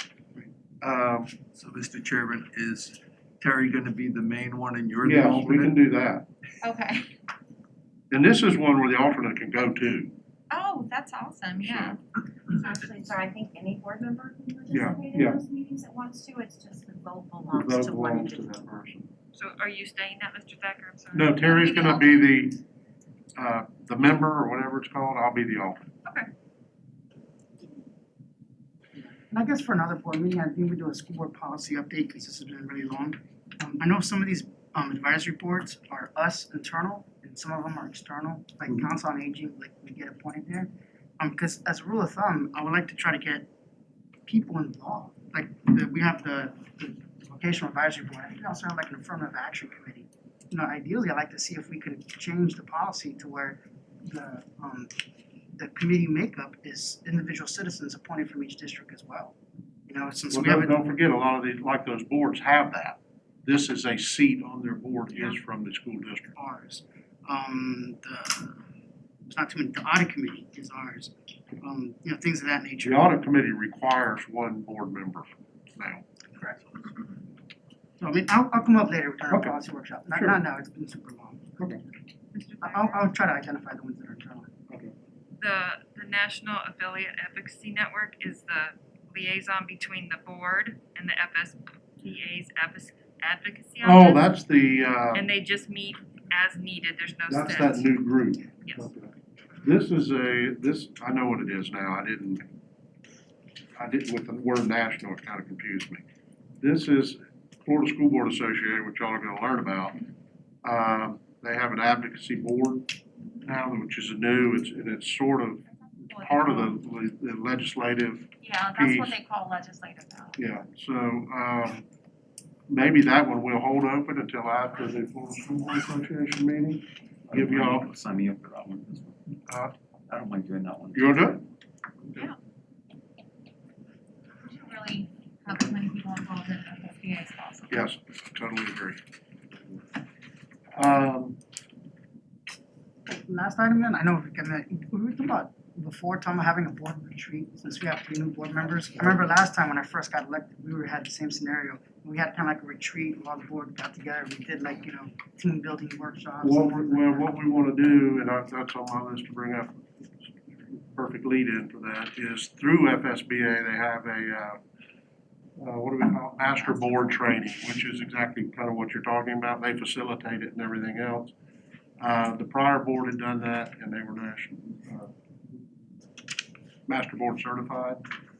With the new members, clearly, if we want to do it, we'd have to do it again. There is a cost, but I think it's a good idea. It takes 2 days or something like that. There's, because we did an abbreviated one, because we had 4. Got it. This would be back from scratch.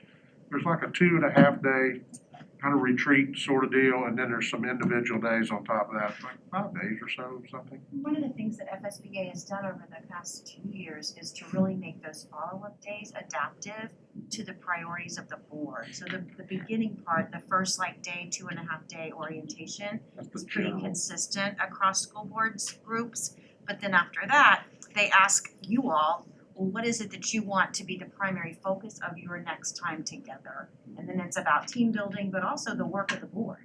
So for example, when I first became the superintendent, we used it to develop and launch our strategic plan. And then the following year, we spent our time together developing common operational beliefs. So it can really be what the board wants it to be after that, and it's a good process to help us all work together. It is typically done off-site. Yeah, I'm in favor. Oh, we need to Whatever have it a is that consensus on that. We'll get Dr. Pace I'll to go follow up ahead with and Tina follow up with Pinkinson that. tomorrow and get some dates lined up. We typically have done it, I believe, in Gainesville. Yeah. But it's kind of good because it gets us away. So you have to focus on being together. Can we go to Miami? Oh, the infection rates in Miami. Okay, not Miami. Pensacola Beach. Yeah. Or next Florida. With that, I think we have covered everything. I know this has been a little late, but I think it's good for our first meeting, kind of expected for the first meeting. Staff that are all here, thank you very much for bearing with us tonight. And we appreciate you every day very much. Probably don't ever say it, but don't say it enough. But thank you all very much, and thanks for sticking with us. Thank an ESP tomorrow. We'll do some work on our social media for that messaging from you all as well. I need all board members to stay because I have stuff that everyone